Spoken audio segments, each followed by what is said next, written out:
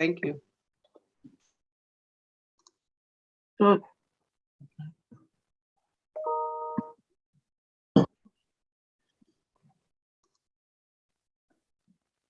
okay, Madam Administrator, are you all set? All set. So good morning, everybody.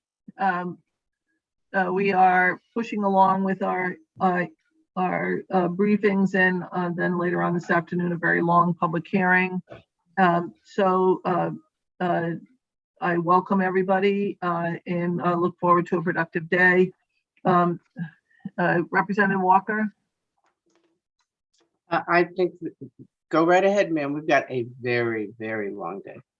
Yeah, I don't see, is either Senator Minor or Representative France on? Don't see Don't them. have either one of them yet, I don't think. And can you, the person who's M. Grennan, can you can you mute them, please? They're not muted. Thank you. So the first up, we have Department of Aging and Disability Services, and Commissioner Porter, if you want to give us a couple of words, and then we will move along to questions. Great, thank you, and good morning, everyone. Senator Austin, Representative Walker, Senator Minor, Representative France, and distinguished members of the Appropriations Committee. Appreciate the opportunity to speak in front of you today. My name is Amy Porter, and I'm the Commissioner of the Department of Aging and Disability Services. I am joined today by two of my team members, Michelle Provost, who's our Fiscal Administrative Manager, and Andrew Norton, our Legislative Liaison. We did submit testimony, written testimony, and in the interest of time, we won't repeat any of that, and we welcome any questions from members of the committee.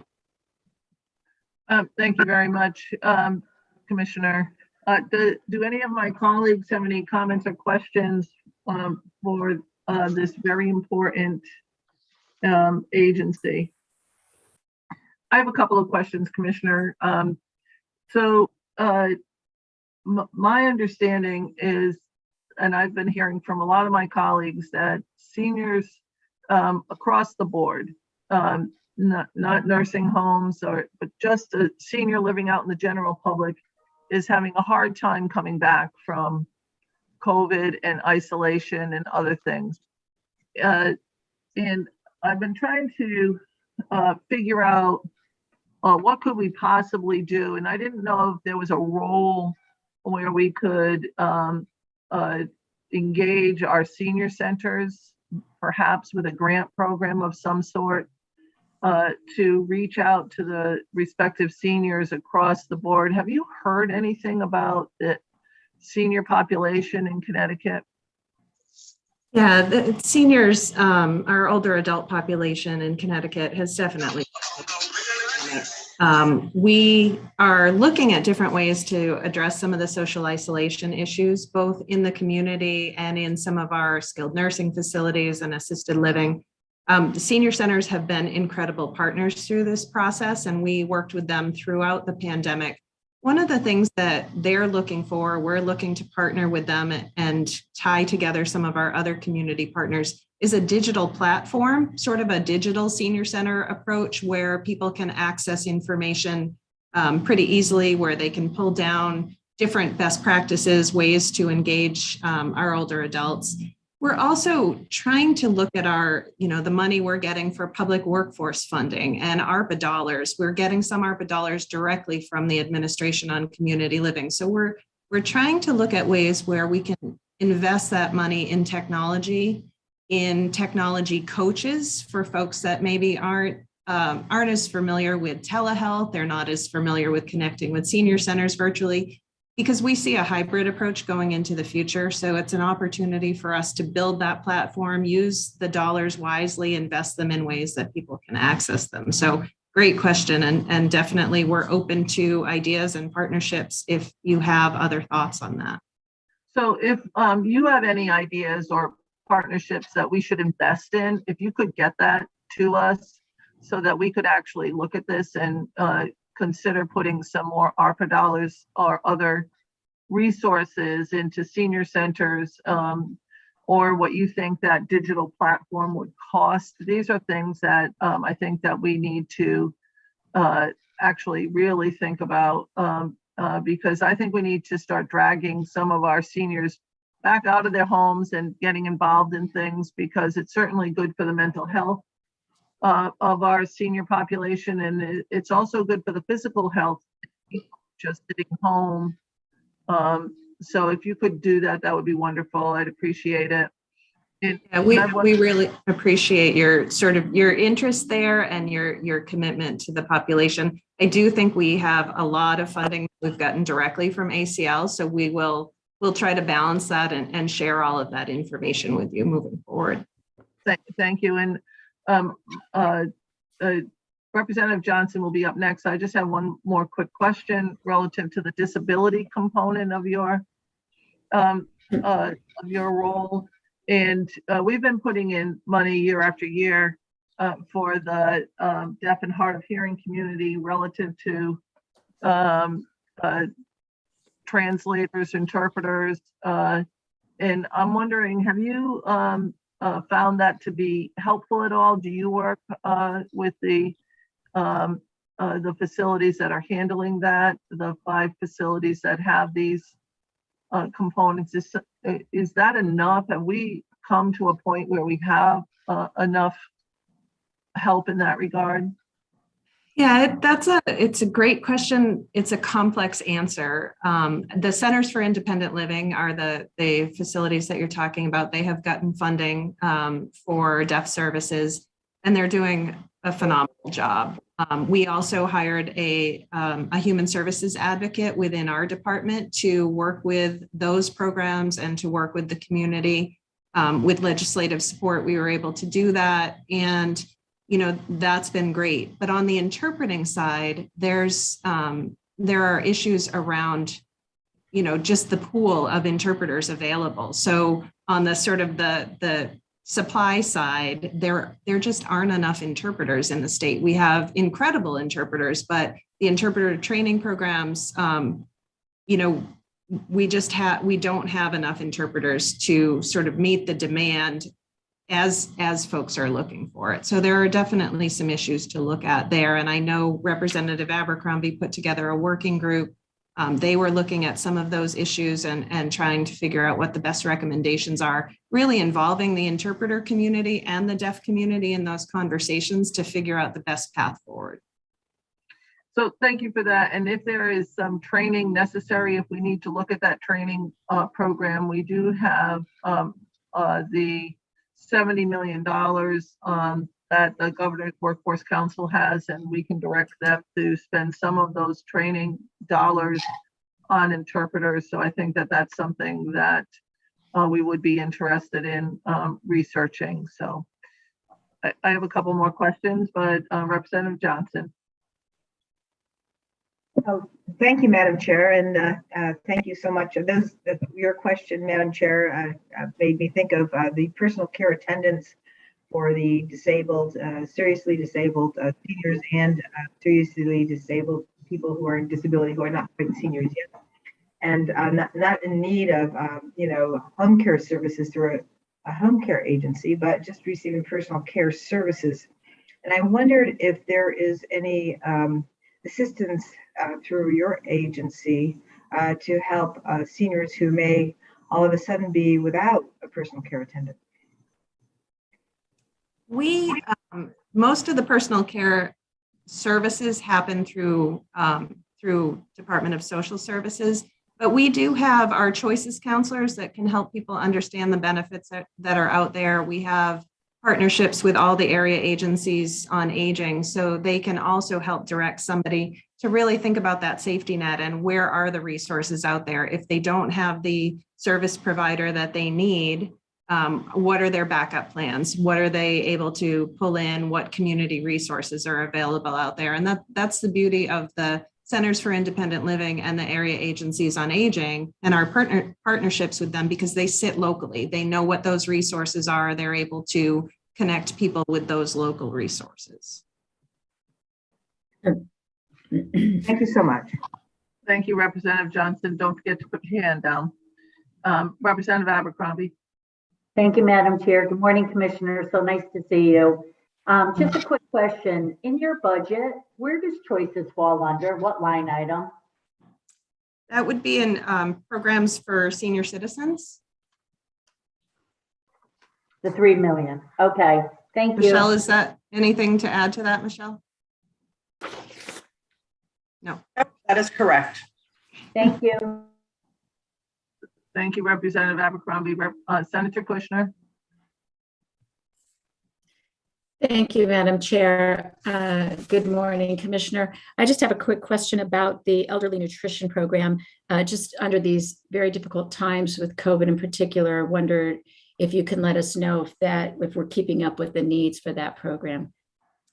Yeah, I cannot say enough positive things about our elderly nutrition providers and our area agencies on aging and our team here in our state unit on aging. Just from the very beginning of the pandemic, they jumped in to try to pivot. We have congregate sites, congregate meal sites. They were able to transform all of those to either grab and go or switching folks to home delivered meals. And so now we're taking a look at, as we open things back up again, what do those congregate sites look at?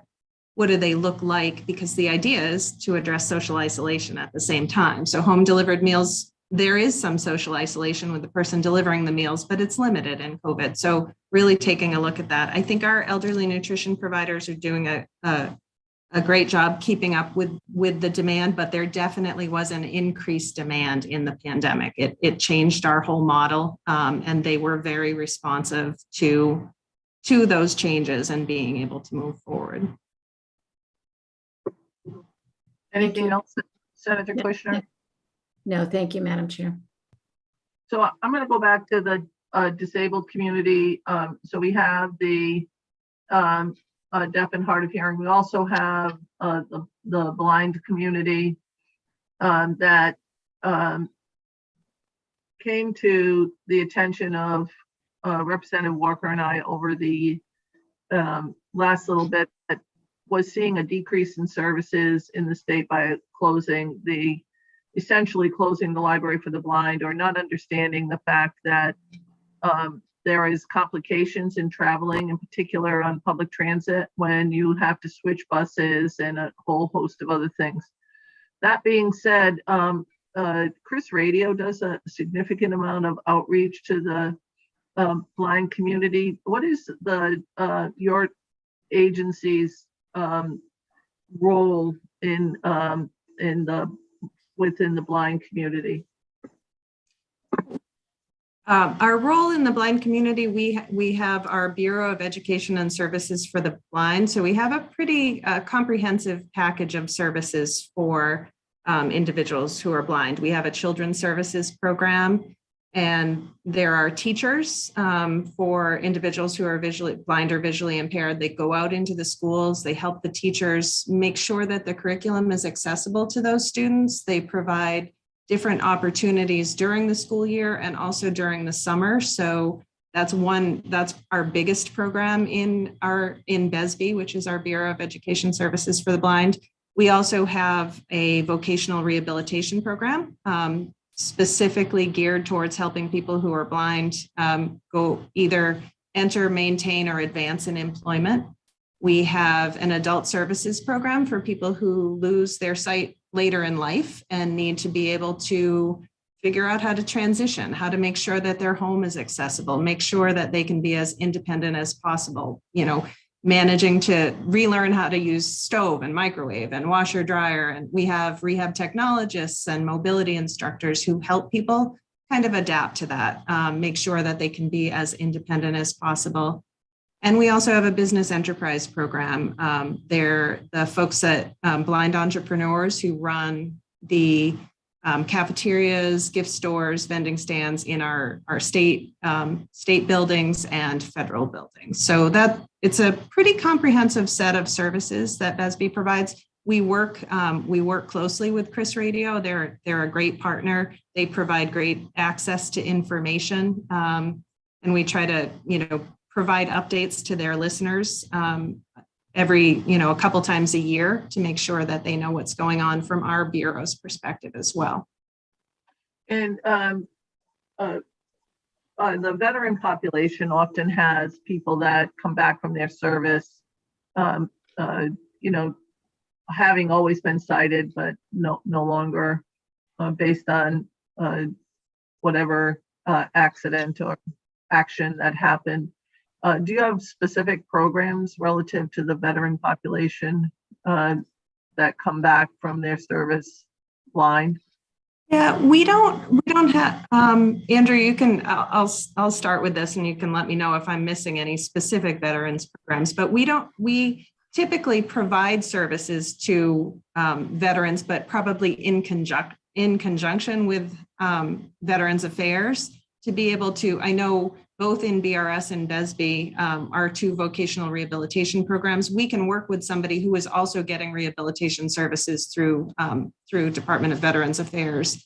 And I think that's true across the board. Andrew, is there anything specific that's veteran related in DESB? No, but we work regularly with veterans. We often interact closely with the West Haven VA is one of the great places actually in the country for veterans who are blind or suffering vision loss. And we've had staff who've gone to work there, and we've stolen staff from them because we do so much of the same work. But we run out to people's homes and businesses and help them with safe travel and canes and rehab teaching, as the commissioner said.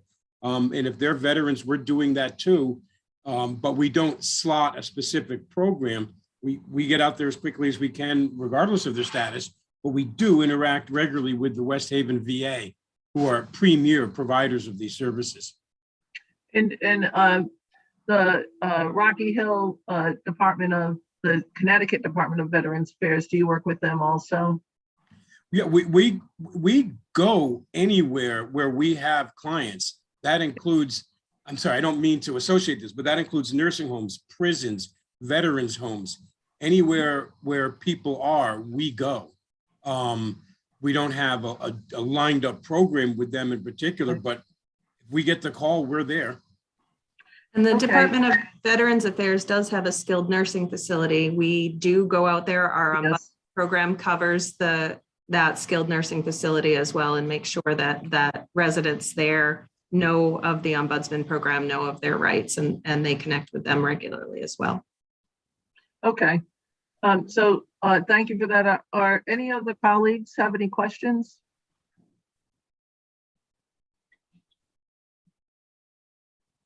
Thank you very much, Commissioner.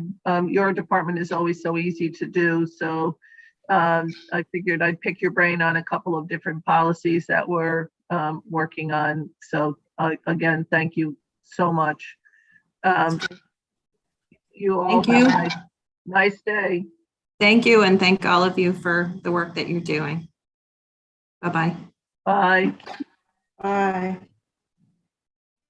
And so, Tony, this is Representative Walker.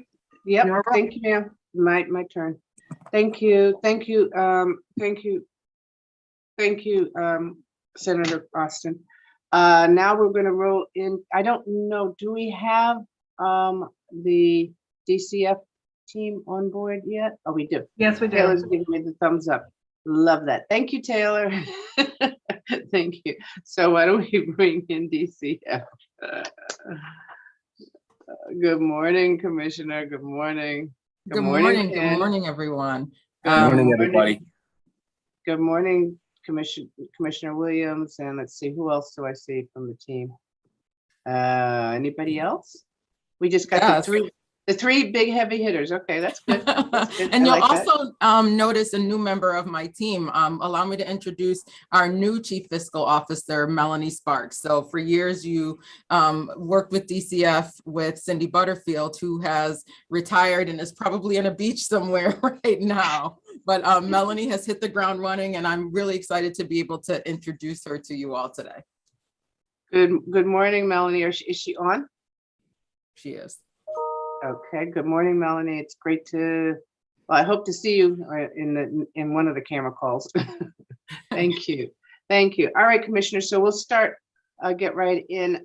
What we are asking the commissioners to do, since we have your testimony, we're asking you to just give us a brief intro and then get right into the questions so that we can actually have a dialogue about some of the things that people are going to talk to you about. Certainly, and we'll definitely be here. And the subject matter experts on my team are also here to help answer any questions. So good morning to Rep. Walker, Senator Austin, Senator Minor, Representative France, and the distinguished members of Appropriations. At Vanessa Durantes, Commissioner of the Connecticut Department of Children and Families, thanking you for the opportunity to testify in support of the governor's recommended midterm budget adjustments for fiscal year ending June 30th, 2023. The proposed adjustments will allow DCF to pivot our initiatives and resources to address the evolving needs of Connecticut's children. Last year has proven the department's continued success in keeping children safe at home while navigating the ebbs and flows of the pandemic that we know impacted families across Connecticut. COVID-19 and its effects presented unique challenges, and DCF has risen to the occasion through investments in community-based care and prevention services that reduce involvement with DCF and decreased instances of congregate placement. We have accomplished this while preparing the systemic change in child welfare through the Family First Prevention Services Act. You have the written testimony before you, and I will skip to our conclusion so we can get into the question and answer and any detail that we need to prepare for the workshops. The agency is confident that the governor's midterm budget for fiscal year 2023 adequately meets the needs of DCF in service to Connecticut's children and families while allowing for investment in the resources necessary for responsivity to the growing children's behavioral health crisis. My staff and I thank the committee and welcome the opportunity to address your questions. Thank you, Commissioner, and thank you for brevity, so that because I know there are a lot of questions. And I'm going to start with one. My first one is I'm understood from a lot of providers that they finally got their COLA that they were supposed to get, and they got it in January. And one of the providers said something to me that I did not know, and I want to find out about, is that they have 6 months to spend the money they have been allotted. If they don't spend that money, then you take it back. Is that true? So here's Melanie, and she can answer the question specific to those timelines. Okay, thank you.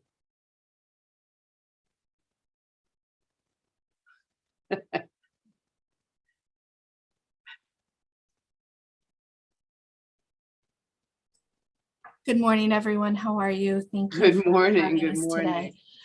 Yes, that is actually true. We are in conversations with OPM about the possibility of allowing that money to be carryover because it is ARPA funding. But normally, if we were to allot COLA through state allocations don't allow for carryover of unexpended funds. So yes, they are correct. They would have to return those. But we are trying to clarify that with OPM right now. As to the allowability of carrying over this money because it is coming from ARPA allocations. Okay, so I'm putting on alert right now. My co-chair who immediately raised her hand, and Susan Keene, who is immediately making notations because we will put something in legislation. That is not fair to them. They should not be penalized because it took us 6 months to get our act together. They should be receiving the full access to all those dollars, because how do we expect them to actually make any impact with those dollars if we're giving them 6 months? So it's not you, it's this is the contract that you offer. And I think that then says to us, we need to evaluate the way nonprofits get funding through the through our agencies. And it's not just you, we want to make sure all of them. So that is another issue that I think we need to protect, because our nonprofit agencies are so vulnerable right now. They don't have enough staff. They don't pay them well enough. The population needs are growing, and yet this is how we support them. I'm very concerned about that. So I do I'm concerned. So I'm just gonna get off the soapbox for a minute, and I'm going to go to my colleagues, but I think that soapbox is going to be picked up by several of them. So I thank you. Welcome, Melanie. Thank you. Thank you. Welcome to Appropriations. Thank you, ma'am. Yeah, I'm going to go to my co-chair first and then go to Representative Abercrombie. I started to say Senator Austin. Thank you very much. And this has been a problem all along, but Commissioner, I have a couple questions. One, how many facilities do you deal with that are nonprofits that you have contracts with? How many of them? 99 individual providers. And those 99 individual providers, are there subcategories to the number of homes that are available within those? Senator, can you clarify homes? Because that's the 99 individual providers, are there subsets underneath there? So you have a provider that handles 5 different areas relative to what you're talking about, whether it's a group home or it's another program that you have. That's what I'm trying to figure out. What is the scope of each one of those 99 providers? So 99 providers are divided along the service continuum. Some of them have bedded capacity as been indicated through group homes, and others have in community type provision. Okay, thank you. Is there any way that you could get us the names of the 99 providers and what their scope of service is? Absolutely, readily available. Mm-hmm. And my last question is concerning those children that are between 15 and 21 and how long you take care of them. Mm-hmm. So I'm talking to families who have a teenager, say the teenager is 17 and a half, and they're problematic, causing great chaos within the family. And I've been told by more than one person in more than one area of the state that some workers tell them, to the family, you need to find some other place for that 17 and a half year old, or we're going to take the other children away from you because of the complications of that 17 and a half year old. And so that to me is just something that I'd really like to find out what exactly is going on with those kids that, being a teenager is not always easy and they may have problems, but are we just letting them go is really my question to you. So, Senator, thank you for the question. And to the contrary, throughout the pandemic, we actually extended the federal moratorium related to older youth in care. We can also get you information regarding our extensive work with our adolescents. And while families are experiencing a lot of upheaval and turmoil, and a lot of times our adolescents or teenagers, kind of absorb the brunt of those things, we are steadfast in our work with our older teens, whether they are being served in home or whether they are still in our care. We have just launched a new practice model related to adolescents called our Vital practice model for the things that kids need to launch into life instead of aging out of foster care, as well as the work that we do with kids that are still within their homes. So, I do think that the pandemic raised a lot of those anecdotal stories of families just really stressed, but I can assure you that our work with adolescents is very targeted, very intentional, and it is intended to, kind of prepare them to make sure that some of the poor judgment or choices that they may be making as a result of crisis or trauma are mitigated so they can be successful. Thank you for that. I may reach out to you to talk a little bit more in depth on this particular situation. So I certainly would welcome that. Thank you very much, Commissioner. Thank you, Madam Chair. Thank you. Representative Abercrombie. You don't want senator, huh? You don't want senator, huh? Okay. Nope, that wouldn't be a positive for me. So good morning, Commissioner, and good morning to your team. Thank you all for being here. First, a couple of comments, and then we'll dig into the budget.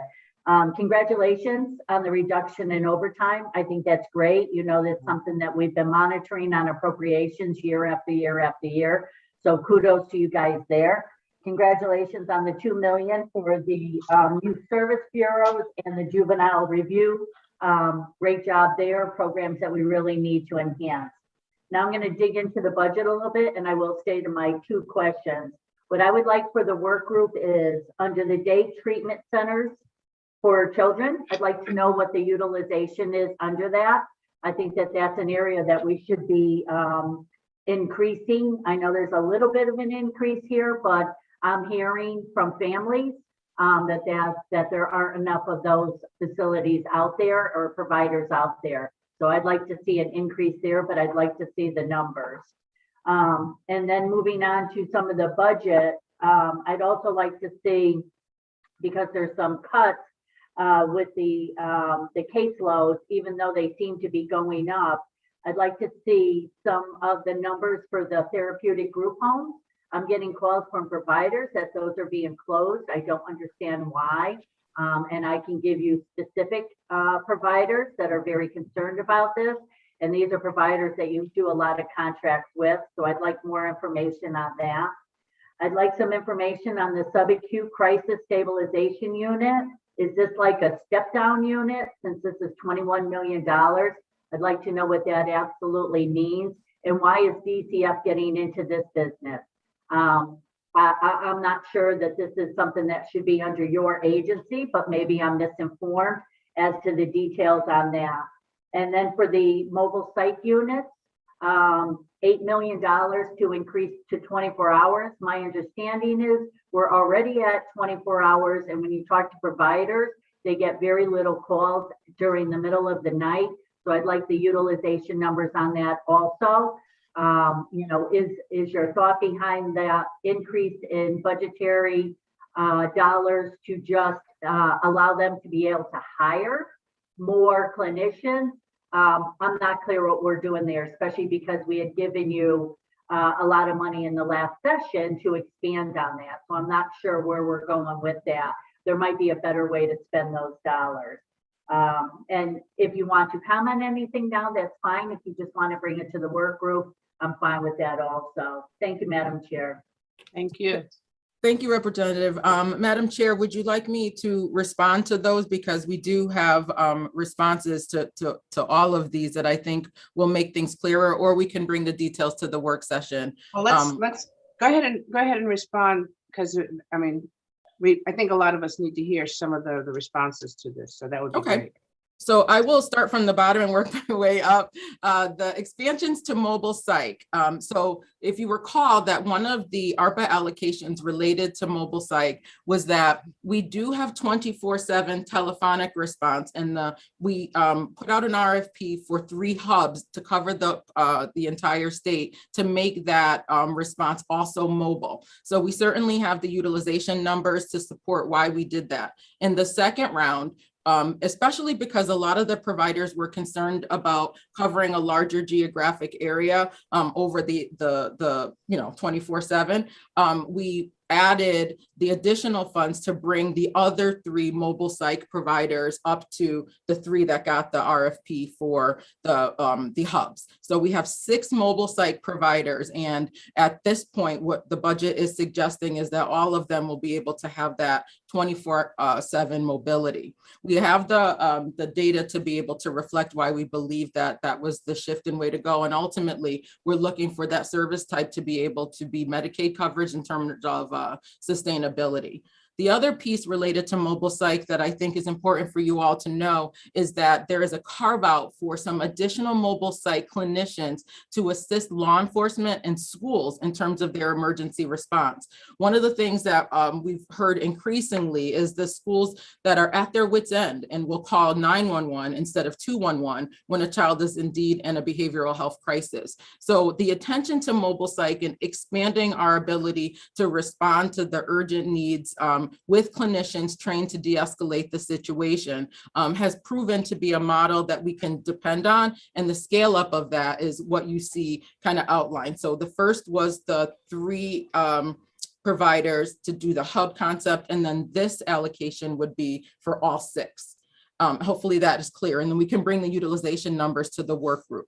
As far as the urgent crisis centers and accompanying subacute crisis utilization, that is the $21 million that has been allocated to scale that up. So I will back up to the original ARPA plan related to a behavioral health urgent care. So because urgent care has a specific requirement in the healthcare space, we are calling this urgent crisis center to be able to design a bi-directional facility that can help decompress the concerns that we were all hearing about the surges in emergency room for kids in terms of behavioral health crisis.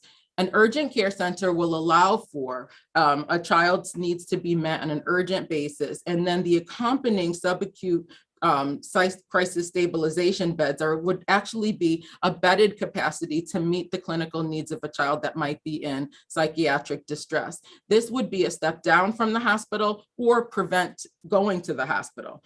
Another associated expense related to that is the ambulance bays that would have to be included in those places. Ideally, it would be a provider with a connection to a hospital to be able to kind of have that flow, alleviate the emergency room crisis, but also provide in-community supports for children and behavioral health crisis needs. So the first pair of those is under the first allocation, and then the 21 million would be to stand up 3 more.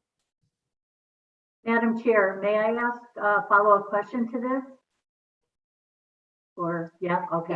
Yes. So Commissioner, where would you place these individuals? What property does DCF already own that you would have to transform into this type of setting? And why would DCF do that and not contract with someone like CCMC, Children's Medical Center, who we're already giving money to for 12 beds, and also was in talk with you guys last year about taking over some property on the Solnet for them to open this type of facility, because you don't do direct services, so you're going to have to contract with someone anyway. So why would you take this on? Yeah, let me clarify. The only direct services that DCF actually provides is in our Solnet. So we do provide some. This particular service type would be contracted out to providers to be able to deliver this service. It wouldn't be DCF delivering the service. It would be DCF contracting with whoever applies for the RFP. Ideally, it would be a combination between a provider and a medical facility. And that actually speaks to another question that you had related to some of the other service types that we have and the concern that the providers were raising related to the closure of some of those bedded services. What we learned is that not only was their utilization low, but that when they were being used, they were operating outside of the scope of what they are contracted to do. And that's why we believe, particularly with children who have acute behavioral health crises, we want to make sure that the service delivery throughput addresses the needs of kids along the continuum. And this urgent crisis model is one that is used across the country and in pockets that will allow for children to be able to be de-escalated at in a facility that also has the bedded capacity to meet their needs from a clinical sense. So it's a service type that we don't currently have now, but is under development to be able to scale up once we, do the first pair to be able to learn from that. So just as a follow-up, what I would love to do is have a meeting outside of this group, not to belabor this for everyone, with some of the providers like the Wheeler clinics and the Ada Brooks, who are very concerned about these therapeutic group homes being closed. And I'm not understanding how their services could be moving in a different direction, because we all know that's what someone like the Wheeler clinic does, right? So I would love to get a meeting with you and your staff outside of this to kind of talk through that. Thank you, Madam Chair. Absolutely. We would be happy to talk about kind of where our thought process has been in the evolution of care for kids in Connecticut. Thank you so much, Rep. Thank you. Thank you very much. And when we set up that, we'll set up an offer to other people, because I want to hear that too. For sure. Representative Johnson. Thank you so much, Madam Chair. And I just want to do a quick follow-up, and since we're going to have a meeting on this, but I did want to know what types of certifications, I guess, your RFP would provide, and what type of certification does your group home that provides care to people, children who are in need of mental health services, acute mental health services, and again, and who is diagnosing them for this kind of circumstance? Thank you, Representative Johnson. I'm gonna punt that one to Deputy Commissioner Michael Williams. Michael, are the members of your team here that are developing the RFP for that can talk about the level of credentialing for the clinicians that'll be servicing these?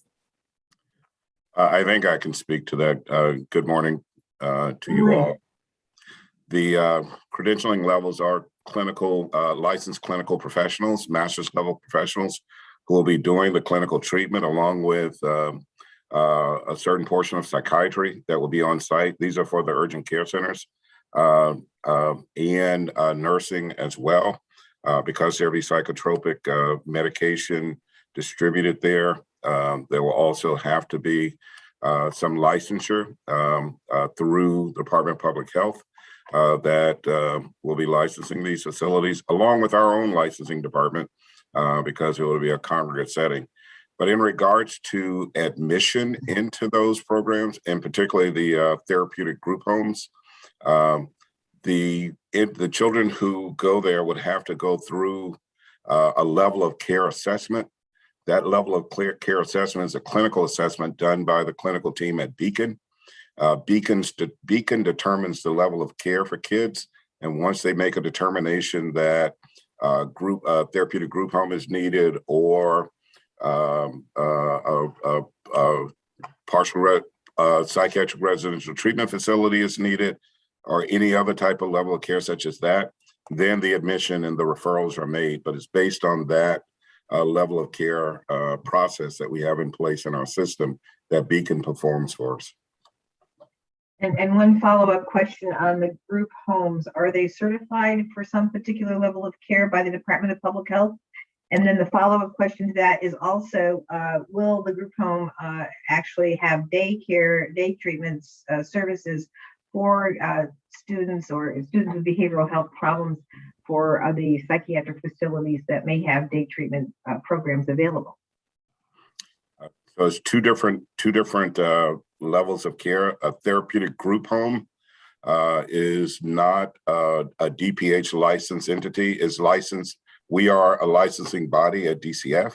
And so we license all group homes, therapeutic group homes, and other types of services in the state of Connecticut through our licensing department. So group homes are licensed by us, and kids in those group homes are, eligible to are able to get educated and everything else outside of the group home, but there's certain criteria the group homes have to meet in order for them to achieve and maintain a license by us. These urgent care centers and the crisis centers are a different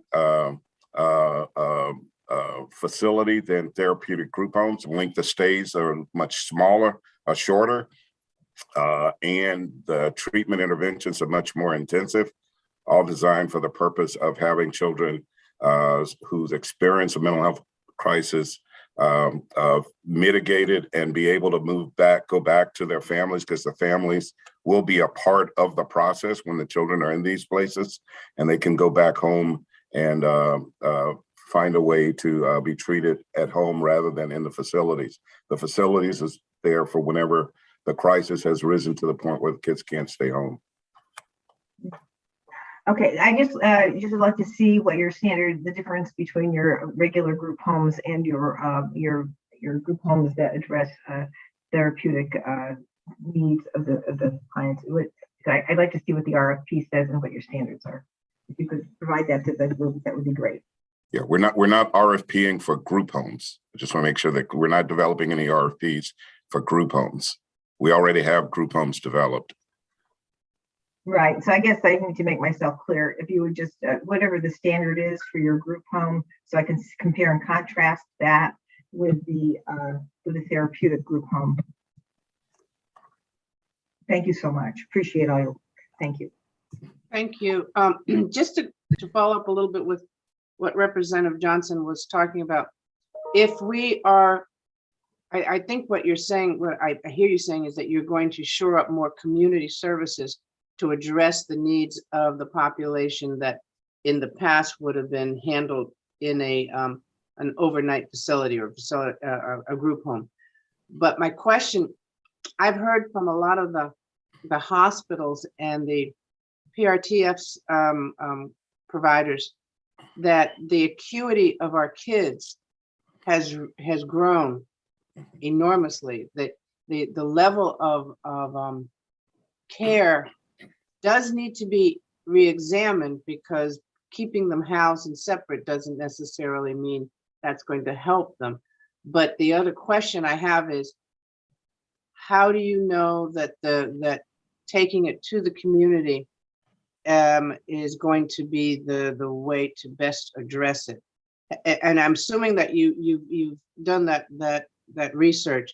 So when we can re-meet, I'd like to hear about that research, because I worry about, we're trying to figure out how to handle the pandemic. We all know that. We don't have a lot of historic information in order to do that, because we've never been here really. So I do think that we do need to change because we have problems, but I need to figure out, is this what we're looking at? The problems that you're addressing is what we need. So I would really like to have that conversation at another point in time. So thank you, Deputy Commissioner. I listened to what you were saying, but I also heard what Senator, I keep moving everybody to a senator. Nobody wants to be, sorry. Representative Johnson. I understood where she was going with her question. All right, I'll stop. Representative Datham. Thank you very much, Madam Chair, and thank you, Commissioner, for your presentation today. I just wanted to expand on something that you talked about in your testimony about the reallocation of about $8 million of funding to a new community care coordination effort. Just wanted to get a better understanding about the sort of reasoning behind this, any sort of metrics that you can provide about prevention services, and including the number of people that are part of these programs, where these programs are based, and you can bring all this to the work group as well, and just really a little bit better of an understanding of why there's been a switch. I'm just trying to get an understanding of what you're saying in the testimony, and really trying just to understand how we're making sure that folks are being served appropriately. Thank you all for the very thoughtful questions. I believe that during the workshop, you'll be able to have extreme confidence in the process by which we are concluding which service types to lift up, which service types to scale back, that are not only fiscally responsible, but have outcomes associated with making sure that the kids and families who are serviced by them will have their needs met. And as Representative Walker talked about, the pandemic is new for us, but making sure that the mental health needs of children are met is not. That is something that we have worked with our community partners and stakeholders over the years, and we understand the dissonance that's created in our system when things change. But I can assure you that when you see the detail of how we've evolved and arrive at the service continuum that we are projecting, you will see that it's not haphazard, but it's absolutely thoughtful based on some of the questions that you're asking. We'll make sure that we zero in on those areas of development that we are looking to scale up. So thank you for the question. Thank you very much. Thank you, Madam Chair. Thank you. Representative Gilchrist. Great. Thank you so much, Madam Chair. So good to see you, Commissioner. I too have a request of information to bring to the working group. With regards to the reductions in the residential capacity, just hoping you can bring some data that was used to make that decision. And then can you bring some data that shows the outcomes for the kids and families, how they've been improved because of the reduction in the residential capacity. Thank you. We absolutely will. Thank you. Commissioner, we're seeing, at least in some of the areas around New Haven, an increase in kids trafficking, being trafficked. And I mean, we're talking about 12 to 15. Part of it, I think, and I'm going to talk to my colleagues, especially around New Haven. I think the quote do drop-ins that are around some of these areas are flagships for this type of behavior. So I think we need to either reduce, eliminate, or totally control a different way of handling, especially homeless population. But do we have programs? Do we have programs that address trafficking with adolescent girls in Connecticut that you feel address them? And I realize there's two types of therapy that needs to be talked about. One is changing the behavior, and the other is having them to understand the behavior. And I've been looking to try and find something like that for the New Haven Waterbury area, because I seem to see that upswing in those areas. Do you have recommendations on that? If so, you can share them later, but in theory, which do we go for? Do we go for changing the behavior, or do we go to help them understanding the behavior? So it's a population that I'm glad you raised the question about. Every single DCF office has heart liaisons who work very closely with the communities associated with domestic minor sex trafficking. We are a standing member, and I believe a co-chair of the Governor's Council on Justice for Abused Children that has a specific carve out for this population of kids. When I think about the children who are the most vulnerable or the most targeted, I think about children who are in foster care or at risk of being in foster care. So it's definitely a population that we have specific attention to. Along with the heart liaisons, there is a practice guided protocol that we use to help make sure community providers understand and recognize some of the telltale signs, as you were just talking about, of certain establishments and their lore for the people who are exploiting these children. And I think one of the concerns that we've always had in this particular discussion is the behavior that needs to change is by the people who are doing that to the kids. And our kids are traumatized, and they are coming from situations that they're likely looking to have someone care for them because they have some gaps in their own care. And so we view the kids that are participating in any of that as children who are responding to trauma. Our biggest concern are the people who are exploiting them, and our connections to law enforcement to really reduce and eliminate that number. So we can certainly give you information about our heart activities and our role as it relates to sex trafficking. And it is definitely a population that the pandemic did no favors to, because when everybody is in isolation, that makes a predator much more likely to be able to go undetected. So it's a population that we're very tuned into. Can you tell me, one of the cases that I had heard about, the young lady was taken to the hospital and the hospital did not do a rape kit on her. Is it by law? How does the law trigger the necessity for a rape kit? So there are what are called sexual assault nurse examiners that have a special certification in emergency departments across the state that have a certification for that. And there are triggers that will enact one of the sane nurses to be able to do a specific physical exam. I would get the subject matter expert on our heart teams to be able to answer specifically to, what the obligation is of a hospital when presented with a child like that. But there are specialties that should absolutely happen. And when they don't, we need to know about that too. Yeah, we definitely need to talk about that. Okay, so going on to my favorite subject, what's it called? Family First Prevention, which is this great monster of a program that has funding and everything. that somehow weeds in and out of some of the things that you are reducing in your budget. Can you, in 2 sentences, just sort of tell us what are they supposed to, what does family first prevention, is it supposed to do in the state?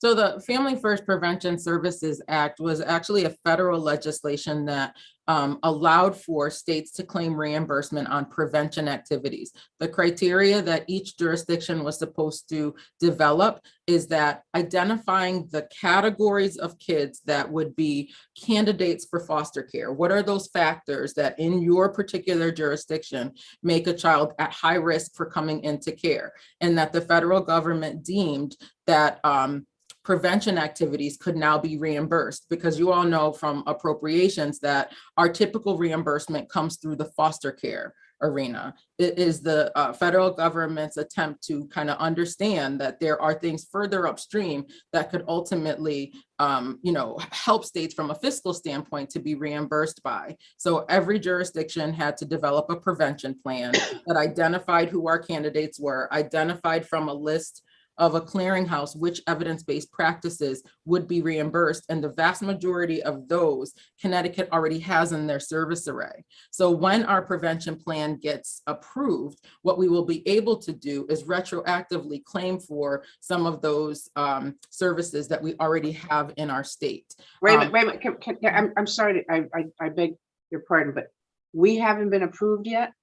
No, what happens is once you put your prevention plan together, you send it to the feds and then they review it and then give approval. So states are now, obviously the approval process got delayed over COVID. So if you recall, the last time we talked about it with appropriations, we were headed for an October submission of 2020. That totally got blown out of the water because of the pandemic. And now the federal government has resumed reviewing prevention plans.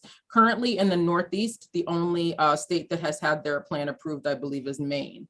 So we're on track to be able to have that approved imminently. And we're in regular contact with our Region 1 contact with the feds about our plan. But the pandemic did create a delay there.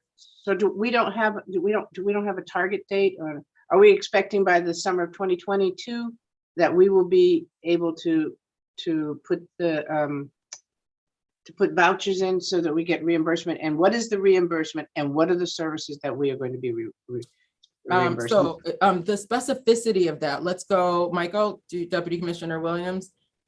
Are you prepared to talk about Family First, or Ken? Sure. Yeah, sure. So the ability to get reimbursed for services for children that are in their homes and not in foster care is what this allows us to do. Because we submitted an approvable plan back in November, December, we will have the ability to retroactively claim for services that we delivered to families that are intact, that prevented kids from coming into foster care, using the evidence-based programs that we listed in our plan that we've already funded. And so we have that quarter from October to December, and now this current quarter that we're in. We're all assured that our plan's approval will happen any day now, based on the communications we've been having with the federal agency that's making the approval, and the implementation of services, of a system that allows us to get reimbursed for services delivered to families who don't have an open DCF case is what's at stake here. We have historically, along with other child welfare agencies across the country, have made it to where in order to get access to a vast array of services, you have to have an open case in DCF.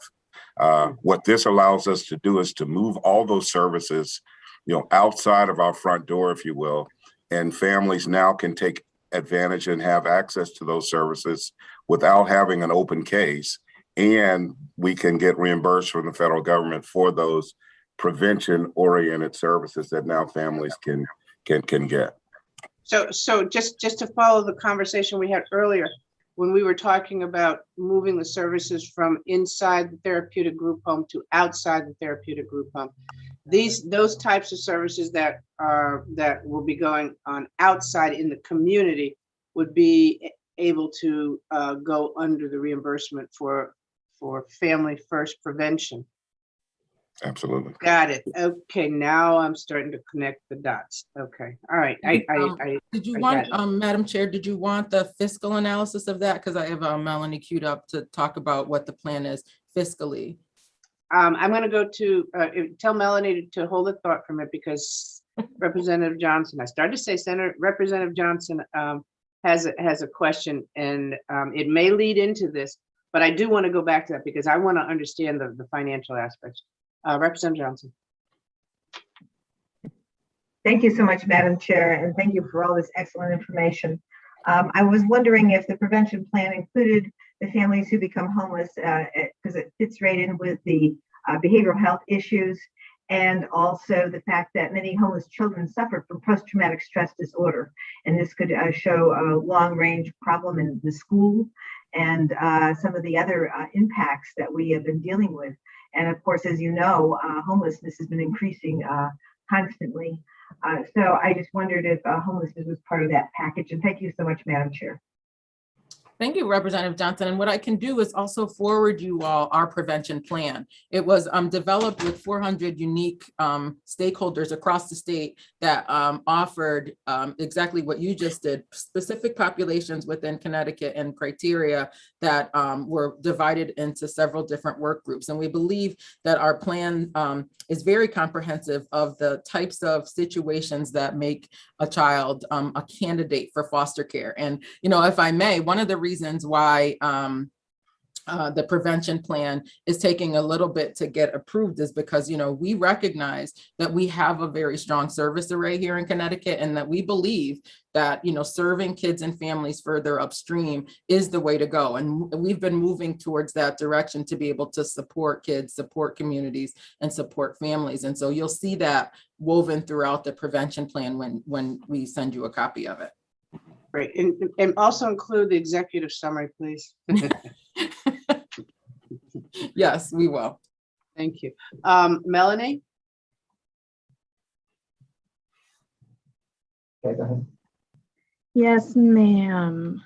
Okay, so Families First moves us to a prevention-based model of federal reimbursement to the state, where FORI, like the commissioner said, is based on reimbursement for services to kids in care. So the idea with the reimbursement structure is that DCF is eligible for 50% of the cost of the direct evidence-based service. Tier 1 of those services, and we are looking at implementation in tiers. Tier 1 would be functional family therapy services, which we already do, multisystemic therapy, which we already do, cognitive behavioral therapy, again, which we already do, and then brief strategic family therapy, and we already do those. I'm sorry, your voice dropped off. I got FFT and I got MST. What was the third one? Brief strategic family therapy and CBT, cognitive behavioral therapy. So 50% of the cost of every child and family that goes through one of those services is directly reimbursable under the Families First structure. In addition to that, 50% of the case management for those families is also reimbursable. The case management, a slot is defined at $1,390 is the assigned case management rate. 50% of that is also reimbursed. Okay, I think that's important for us to really understand, because as I visually go through a lot of your reductions, I see some connections in some of those reductions. The only concern that I have is that when we reduce your budget, it will take a major storm for us to get that replaced in your budget if we need to have it. And so, you know, we'd spent a lot of time begging and padding your agency so that we could cover all these services. And now, I mean, DRS, is one that your predecessor had really focused on. And so, I mean, I just think that it really requires a little bit more communication for us to understand the bigger picture. If getting this match, which by the time we get a match, is family first going to be, I mean, family first prevention going to be a way of the past, and there's going to be a new one because it took so long to get to that one. But I understand the importance of it, but we've got to have some base income to cover it. So my last and final question is about staffing. We are desperate for staffing. There are so many agencies that can't find social workers. They can't find family therapy counselors. They can't find psychologists. And the schools are desperate to it also. What are you as a DC, as the major industry that supports these clinicians in Connecticut doing with, is it with the colleges, with recruiting outside the state? What are you doing? And are your income levels for these positions competitive yet? Or are we still working on getting them to be competitive? Can you answer that? I don't know. Maybe. Yeah, we can, and we can also offer some additional detail at the workshop. Anecdotally, we Deputy Commissioner Hill Lilly and I participate in the New England Association of Child Welfare Directors and Commissioners, and that question was just raised in terms of the social work job class in comparison to how much our workers start with compared to the other New England states. We were far above where they are. And we also recognize that our attrition rate in terms of the turnover of our staff is one of the lowest in the country. So once our staff come, they do stay. Having said that, the workforce crisis in human services is real. And you have highlighted an area that has gotten a lot of attention. I think Michael has to mute himself because I think you guys are somewhere close by. So I think that's, go ahead. Go ahead, Commissioner. And so what I would ask for is Deputy Commissioner Jody Hill Lilly to talk about just briefly some of the work related to workforce that she oversees. Mm-hmm. Yes, so good morning. Good morning. Here also. Yeah. Okay. I think. Good morning. Can you hear me? Yep. Okay, great. Yeah, we are equally concerned about staffing, both internally and externally. Internally, I will tell you what we have been engaging in is this process called predictive hiring. So we're making sure we have enough cushion, particularly in the social work series, so that caseloads do not suffer. So keeping up with that has been a little bit of a challenge because we are starting to see the silver tsunami sort of kick in. People are leaving. So we're doing okay there. The other positions like nurses and clinicians, we're seeing a greater rate of turnover there. So we have been actively engaged with our colleges and universities to make sure that we are facilitating internship processes so that we can attract that talent to the department. We have explored with OPM, things like sign-on bonuses and just to see what we could, do to incentivize, those hard to recruit positions like nurses and some clinical staff. So we are starting those conversations. I think a bigger problem right now is what's happening in our workforce and with our community providers. We're seeing a lot of turnover there, a lot of instability there, and we are in partnership with our providers to really troubleshoot and try to be proactive in ways to address some of those issues. One example, a concrete example in our last conversation with them was the fact that we are recruiting as we have openings, we are actually pulling from their workforce. Mm-hmm. And so we talked about, how do we partner to kind of balance that? And one concrete example is that typically in state government, we have a criteria of a 2-week leave notice. Do you give 2-week notice at your job? That did not bode well with providers, where the clinicians have to terminate with their clients and all of those things. And so we talked together about upping our criteria to make it 4 weeks instead of the 2 weeks, so that there would be proper closure. We also talked about being creative about looking through our recruitment pools and sharing them with the providers. So because we don't have a shortage of folks trying to come into DCF.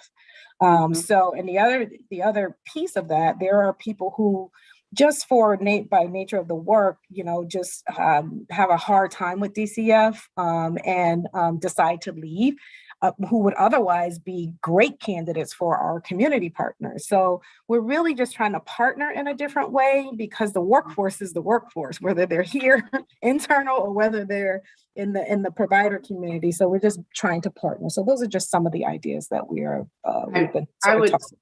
I would agree with you, because as we stated earlier, you guys really oversee, you don't provide the services. The services are done by your nonprofits.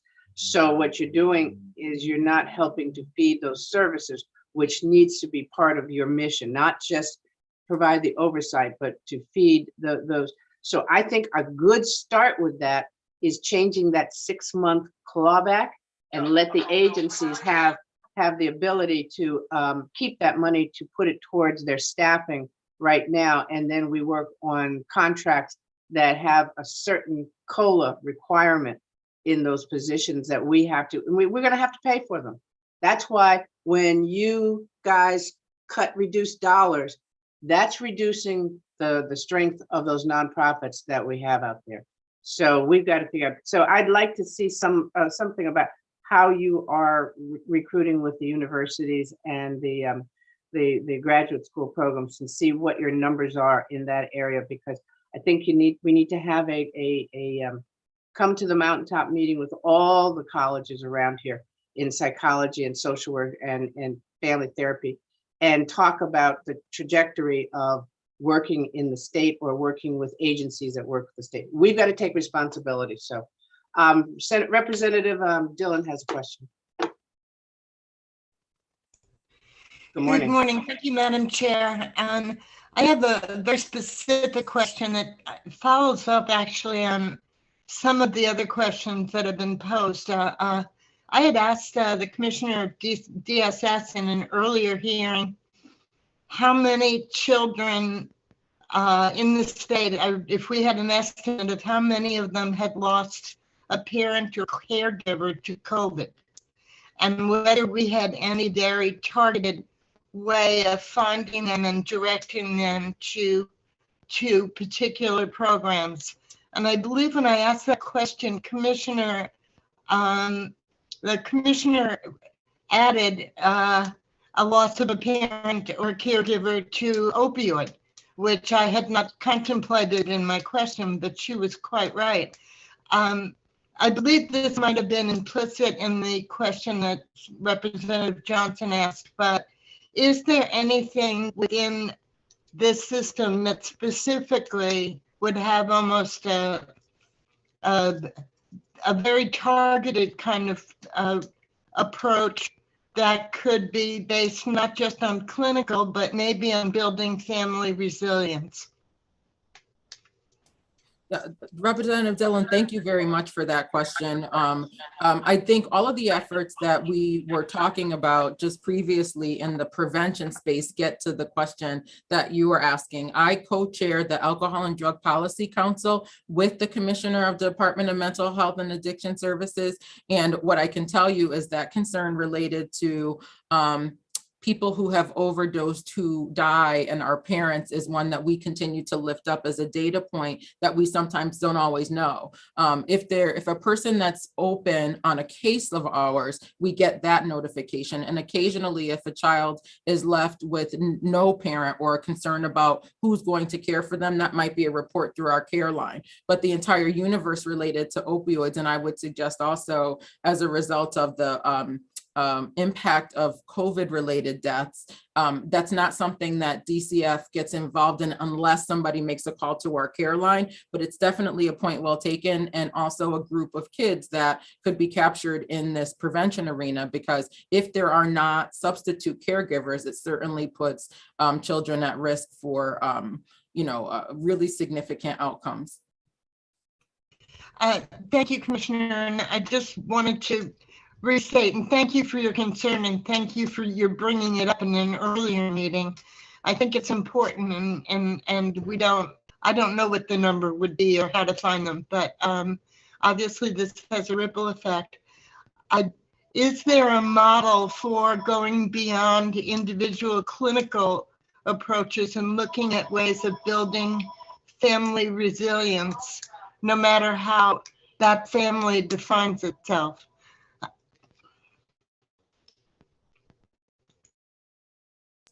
I think there is. And I think, as we look at our net of prevention services getting wider, as we were talking about family first before, and if you could visualize, a circle as a pie, Family First is a sliver of that in terms of a tool that we will now have available to us once the prevention plan starts to go through. But a lot of our conversations with our community partners are talking about kind of that upstream approach, and even across other state agencies, as you indicated, Department of Social Services, Office of Early Childhood, Department of Public Health, Department of Education. How can we partner differently? And I think one of the things you'll all be proud of is the way that we were able to do so during the pandemic.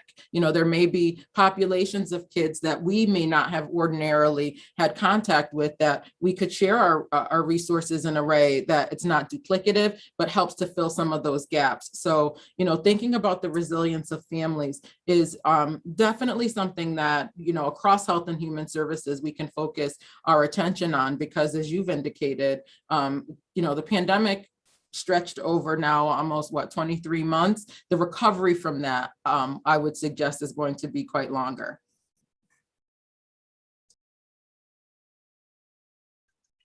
Oh, okay, Representative Dillon. Okay.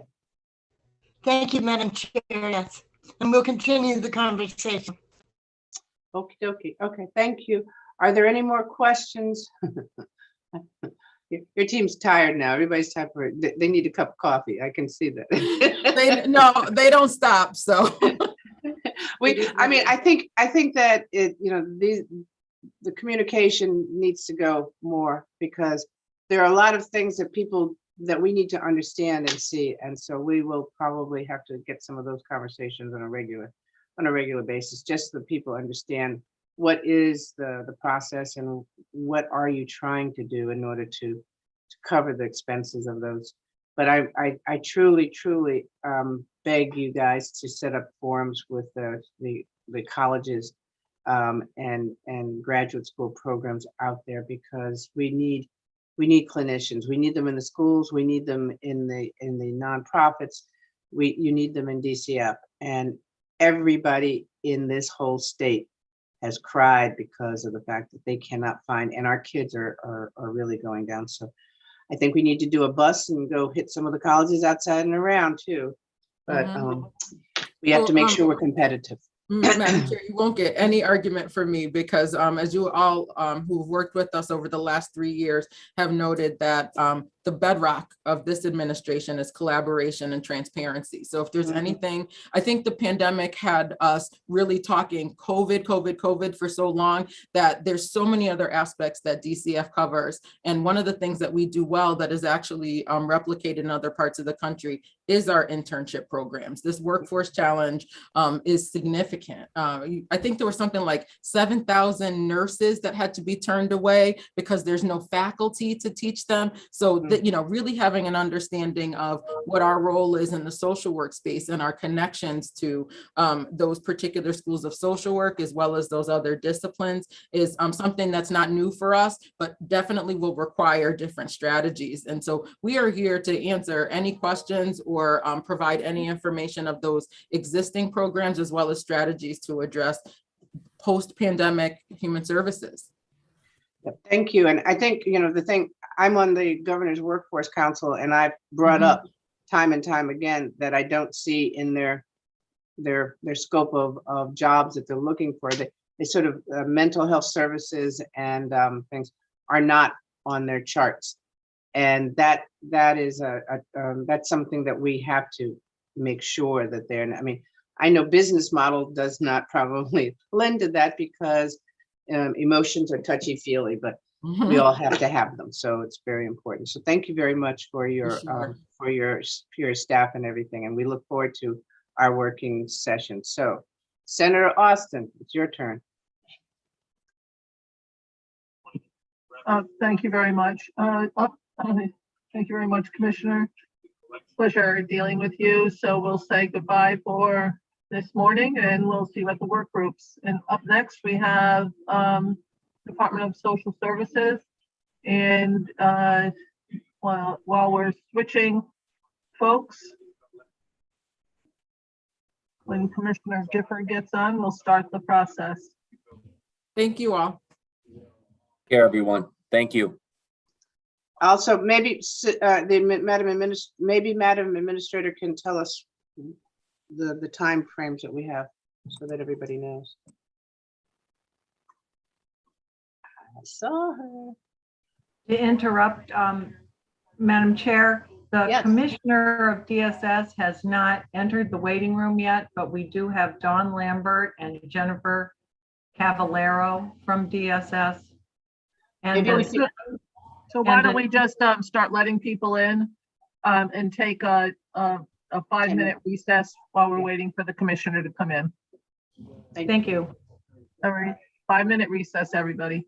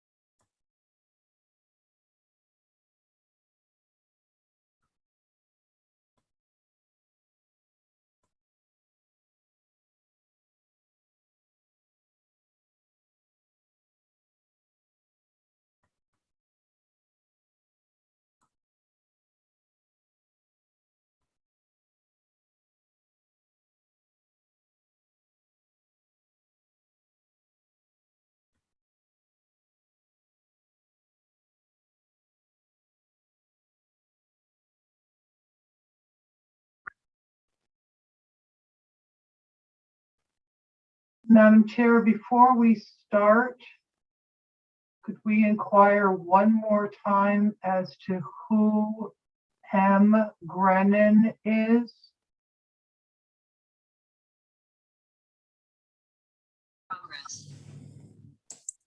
Who is it, please? M. Grennan? Hi, Mary Grennan from the Department of Children and Families. Oh, okay. Our apologies, Mary. Your name was not on the list, and I believe we're done with DCF. Okay, I was waiting. All right, thank you very much. Yeah, I'm sorry. We couldn't let you in because we have no way of identifying you. So my apologies that was an issue. All right, thank you. Okay, thank you. Thank you, Bye-bye. Madam Chair.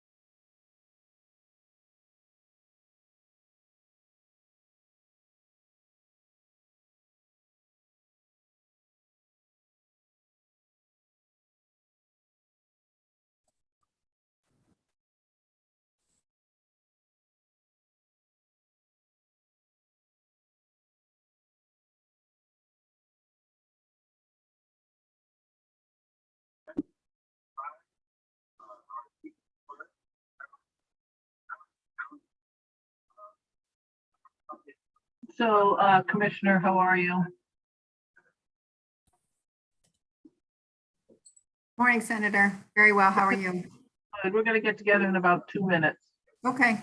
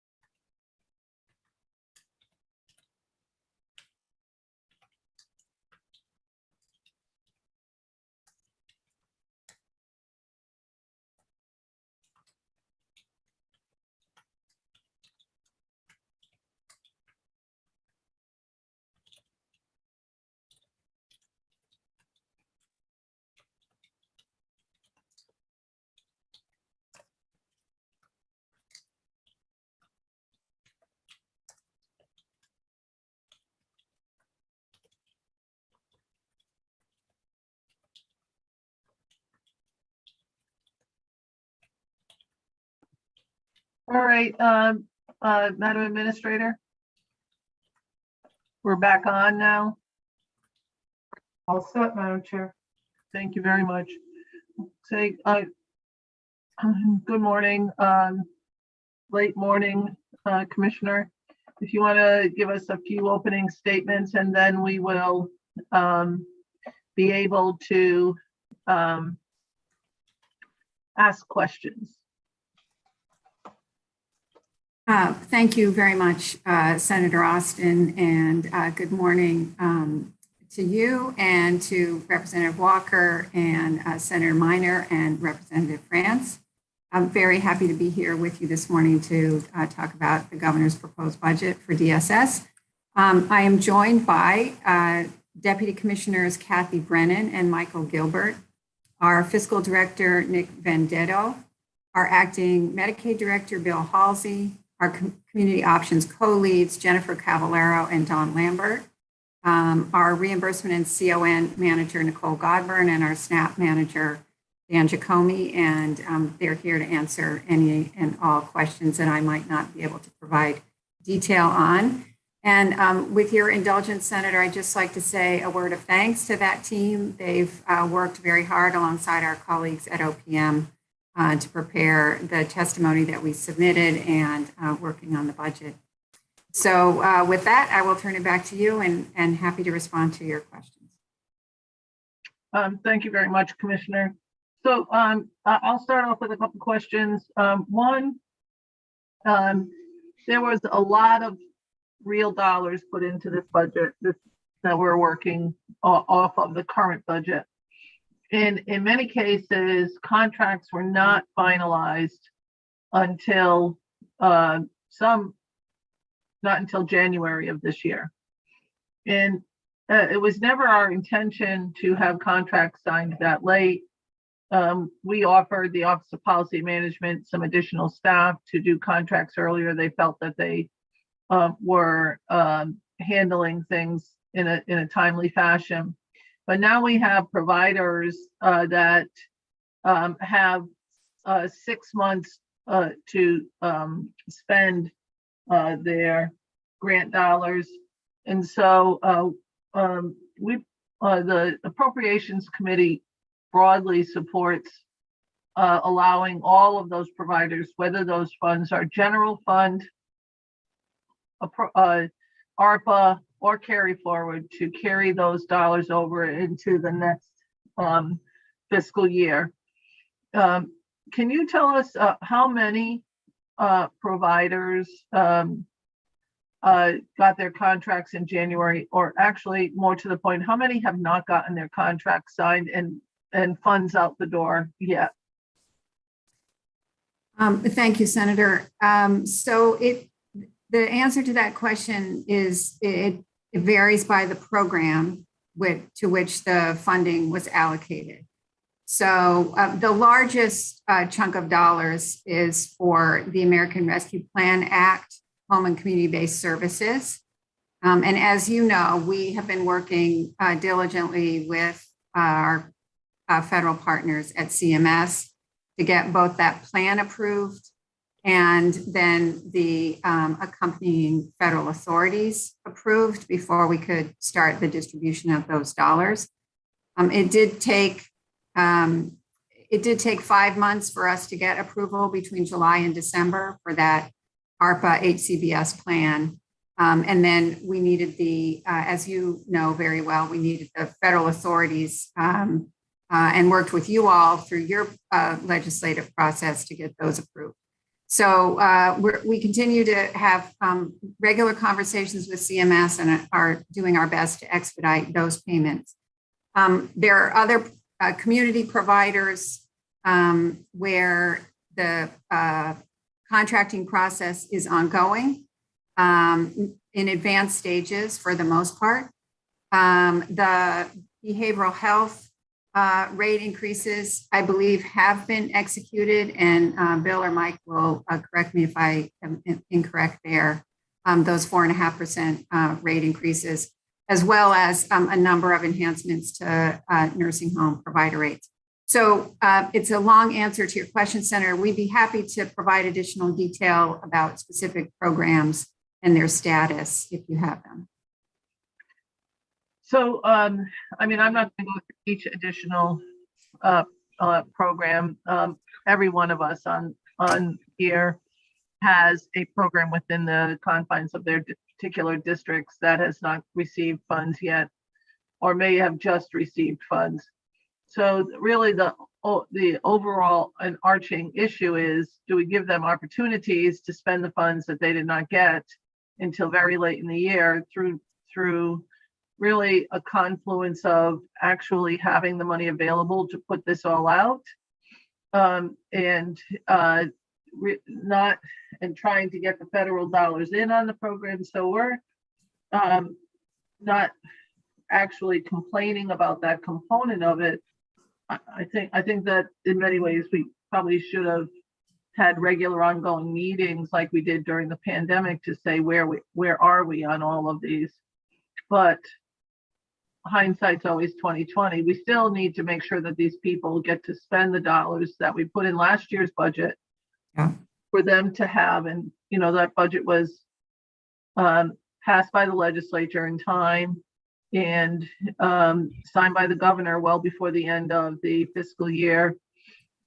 So we want to make sure that they have the time to spend those dollars. So I just want to put that on your radar, that that's something that we're looking at. And that would include general fund dollars, ARPA dollars, and carry forward dollars. These are all things that we have the authority to allow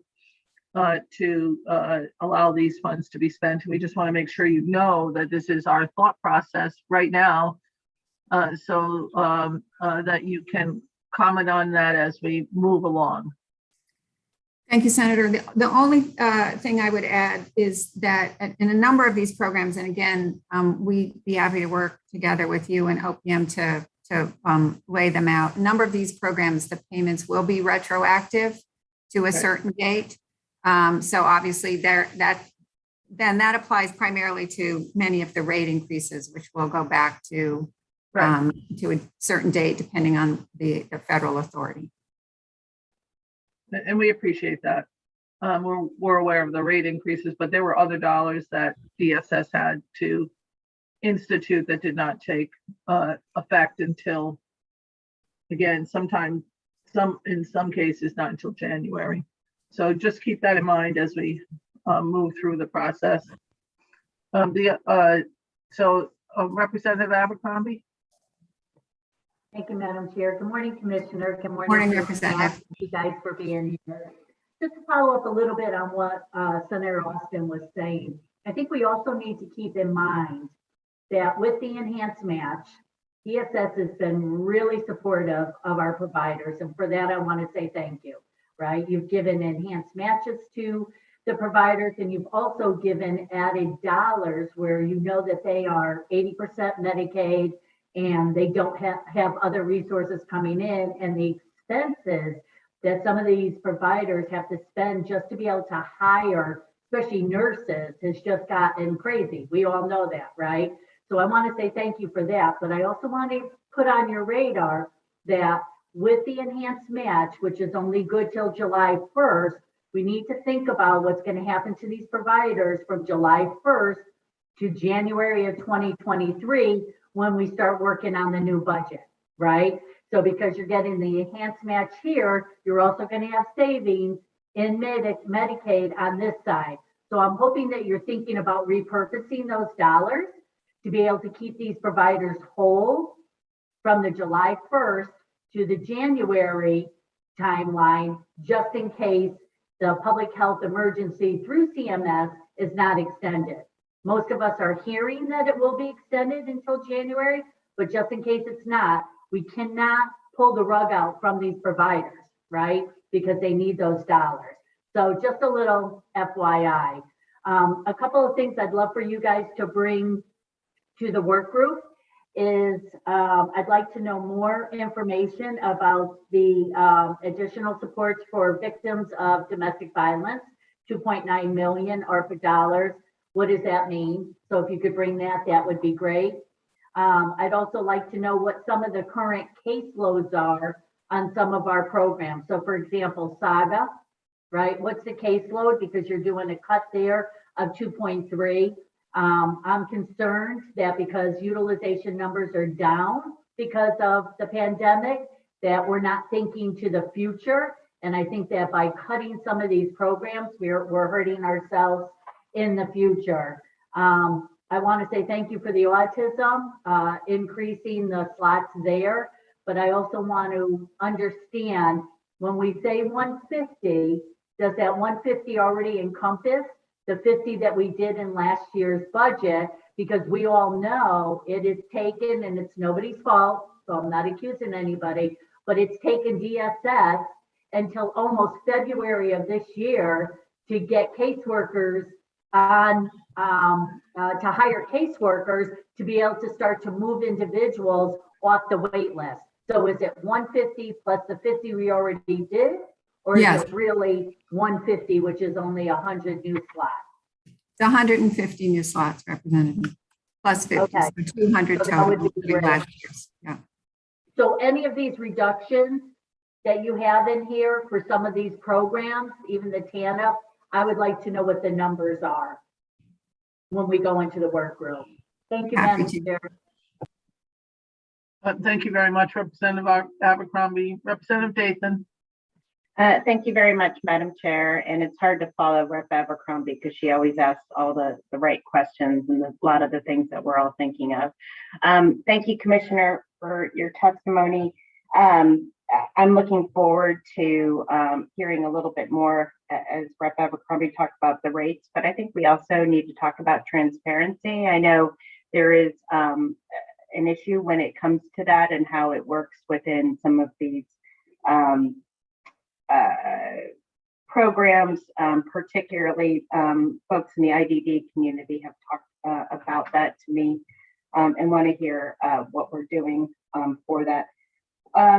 Something that somebody brought up to my attention was a program called FELN. It's an overall system to talk about employment first, and was hoping that we could talk a little bit about that either in the work group or if you want to address it today, but how we are ensuring that folks are being able to do the work and how we can do that. It sounds like this is something that is done in other states. And I know that there's a current program in place and just trying to make sure that this new program is adequate. If you could give me a little explanation on that, I'd appreciate it. Thank you, Representative. On the transparency issue, if you have a particular concern, I'm not exactly sure what you're hearing, what you've been told, and how we might address it. So I'd be happy to provide additional information if there's a question about one of our programs. I But I think it was need a just little bit more more of information. a general point that somebody brought to my attention was the lack of transparency within the rates that are being paid. So that was just something that someone brought to my attention. Okay, well, we're happy to, our payment methodologies are a matter of public record. So we're happy to address either an individual provider who doesn't understand their rates or a more general question. Okay, let me dig into that one as well.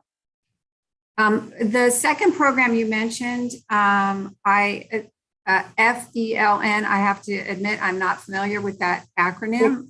Alternative FELN, it has to do with an Employment First initiative, and it's just changing our service configurations and changing the sort of dialogue for folks. I don't know a lot about it. I just, somebody brought it to my attention and they were wanting to make sure that these sort of customized programs are being sort of thought through, and what's the sort of plans with that going forward. And it's for what population specifically? IDD. I see. Okay. We'll be happy to look into that and get back to you during the working group. Thank you very much. Thank you, Madam Chair. Thank you, Representative. Representative Walker. Yeah, thank you. Good morning still. Good morning, Commissioner. Good to see you. Good to see Morning, you. Rep. Walker. All your team. I appreciate the team that you have, because they really do try to follow back up with us on different things, and I appreciate that. My first question is going to be about the substance use disorder waiver. I'm trying to, it doesn't really say much of what it is, what it does. It's kind of a general statement, so I'm assuming that there's a lot more backup to this that you have. So I would like to see what the waiver is going to be funding. I see that you have on here 2 positions, but yet they're amongst the 4 agencies, 30 positions. So does that, if I go to DCF, DCF or DEMIS or DCF, DEMIS, and I guess judicial, I will see positions that are allocated because of the substance abuse waiver. Is that correct? Yes, that's correct. Okay, because I don't remember seeing that. It was the amount that sort of struck me, because that amount is almost very parallel to the opioid settlement payment that we'll be receiving every year for a while. So was this thought of or developed with the understanding of the opioid settlement, or is this is separate? Very separate and distinct, Rep. Walker. And you might recall that this is actually a waiver, a Section 1115 demonstration waiver that we submitted many months ago, back in July of last year, I believe. So it would have had a couple of public hearings. This funding, and I'll try to make this straightforward, although it can be a little bit confusing because of the federal rules. But you may recall that the Social Security Act, the Medicaid federal statute, prohibits states from paying for inpatient psychiatric services.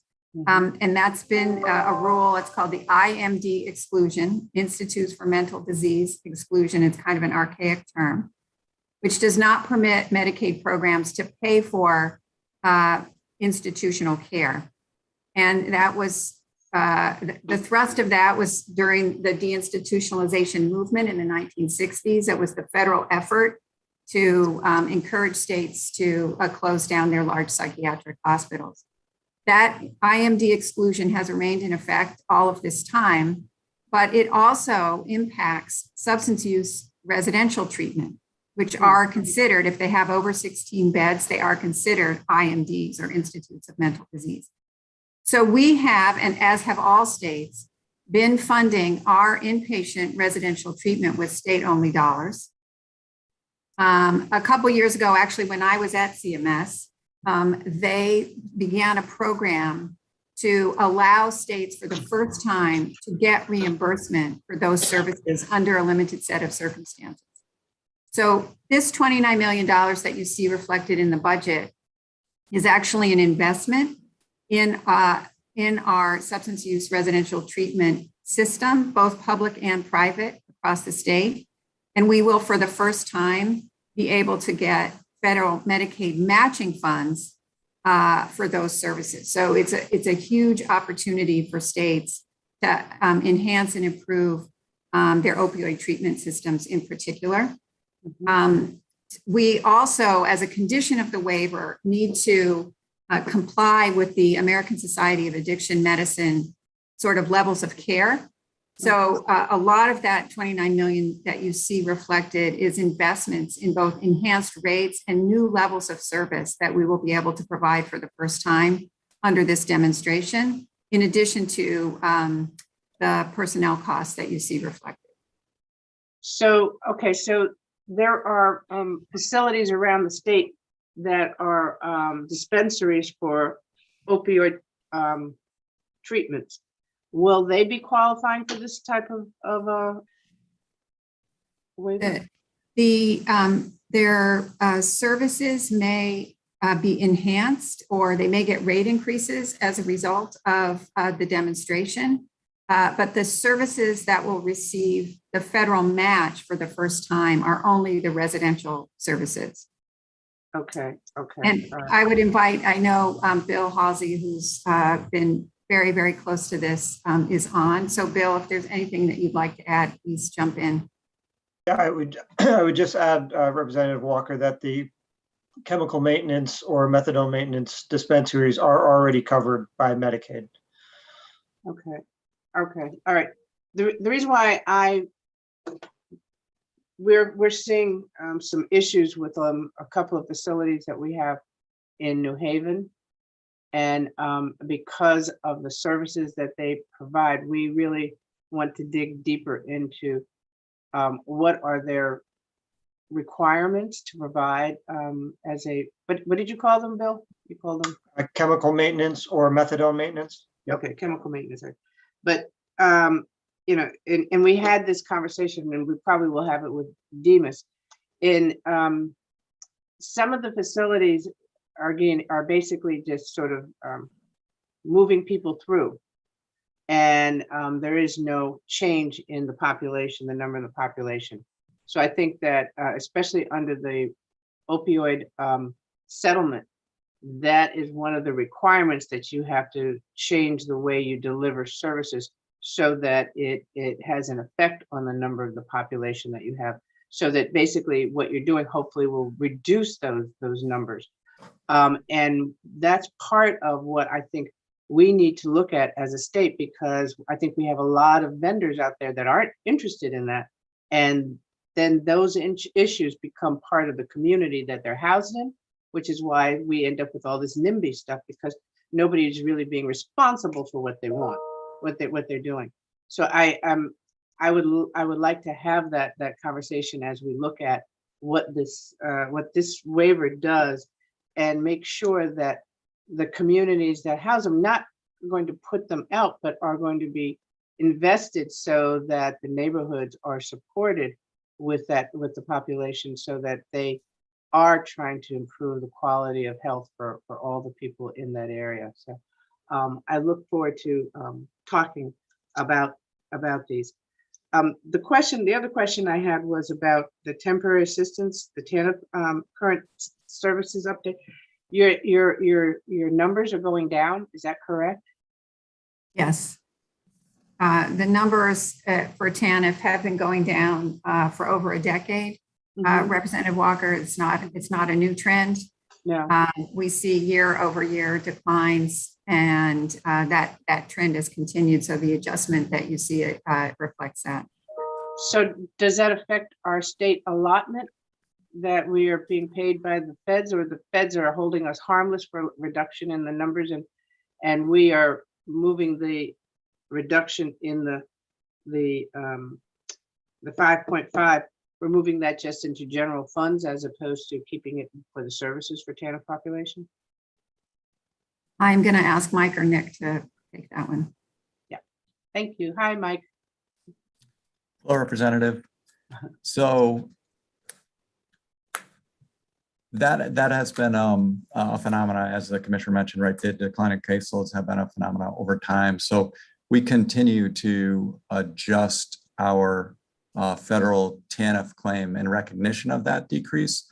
We have been fortunate that we have had enough other TANF claimable expenditures to help offset those reductions over time.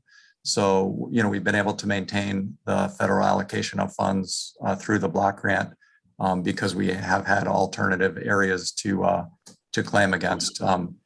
But, clearly it has been a very significant reduction over time. And, that constant adjustment, is something that we've been going through for many years.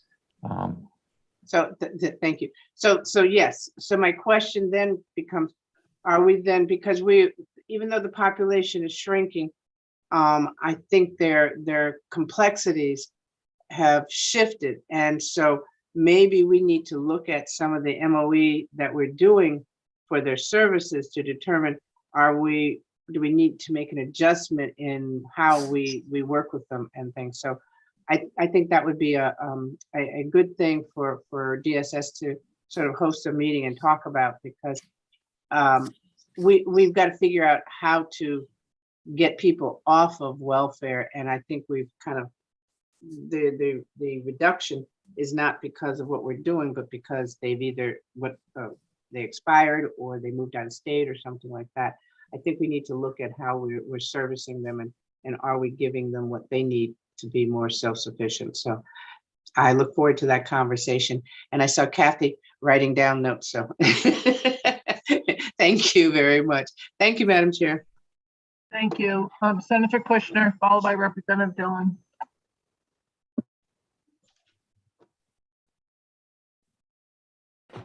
Thank you. Sorry, it took me a minute to unmute. And thank you, Commissioner, for being here. I had some questions about the Husky B, the decreased enrollment that is pretty significant, and wondered if you could talk a bit about that.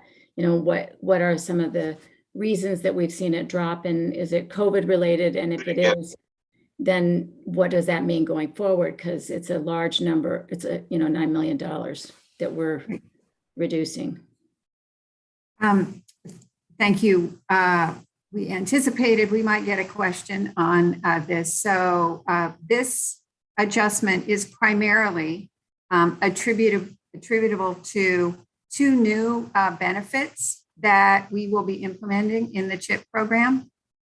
One is the prenatal care, the so-called unborn child benefit that was included in the biennial budget, which will be implemented in April of this year. And then the second is the coverage for undocumented children 0 to 8, which will be implemented January 1 of 23. The adjustments in the budget are primarily to reflect revised estimates of enrollment in those programs, and don't, Senator, primarily reflect declining enrollment in our CHIP program. So we are along with our OPM colleagues, have taken a second look at what was initially appropriated for those two benefits and made a downward adjustment. So that's what accounts for that $9 million. Nick or Mike, anything to add to my explanation there? Hi, Commissioner. The only thing I would add to that is there was also an adjustment to account for when the original SFY 23 appropriation was done. We had anticipated, an ending of the PHE starting much earlier. And as that PHE would end, right now with our MOE requirements, we're not doing any discontinuances on the Medicaid program. So as some of the children on the Medicaid program, as their incomes may have gone up, in the past, they would have normally fallen off of Medicaid and found coverage under Husky B. As that PHE has been extended, right now we're assuming that it's going to go through 6/30 of 2022. right? The time it takes to discontinue those children who otherwise would have transitioned into Husky B, it has delayed the enrollment projections for the increase in Husky B due to the restart of the discontinuances under Medicaid. So that's been, in addition to the items that the commissioner noted, that is another big adjustment, which is really just an adjustment to the enrollment trend. Back when we did the budget for 2023, we had assumed that the PHE would end, I believe it was 12/31 of 21. So we had started to assume in Husky B that we would see increases associated with the discontinuance of children under Medicaid as a result of their incomes going up, which would make them qualified for services under Husky B. Now that the PHE has been extended through 6/30, those estimates have been revised and are much lower, with more of that enrollment picking up later in SFY 23. So it's the two items that the commissioner mentioned, plus the impact of the extension of the PHE, which directly impacts the estimates for Husky B enrollment. Thank you, Nick. So it sounds like so that it isn't really a reduction because enrollment has dropped as much as the projections that originally were used to put the money into the budget in the first place have been revised in one case. And I understand also in terms of what you just described, Nick, won't we see that increase into Husky? Maybe it's been delayed, but won't that still come? And then if it does, will we have the money to, address it? So the current recommendation for 2023 assumes, some of that increase, but it assumes far less of it at the end of SFY 23. So more of that impact will now be felt in 2024. So it'll be something that will have to be accounted for in the SFY 2024 budget. It sort of delays the anticipated increase as children are redetermined under Medicaid. Their incomes go up, they would shift from Medicaid over to Husky B. It delays that process. So the current projection and the current recommendation for SFY 23 accounts for some of that, but much less than we had accounted for, back when the biennial budget set the baseline for 2023. So it will result in a bigger projected increase in enrollment for the SFY 2024 budget. Thank you. I appreciate your answers, and I'm new to this whole area, but you're giving me a lot of information, and hopefully we'll have more conversation during the working group on this. Thank you. Thanks. Thank you, Commissioner. Representative Dillon, followed by Representative Johnson. Thank you very much, Madam Chair, and good morning, Commissioner. I can't restate strongly enough that I'd really like to second Chair Walker's request for a fuller discussion of the appropriation for the substance abuse waiver. If you recall, I had a lot of questions in that public hearing.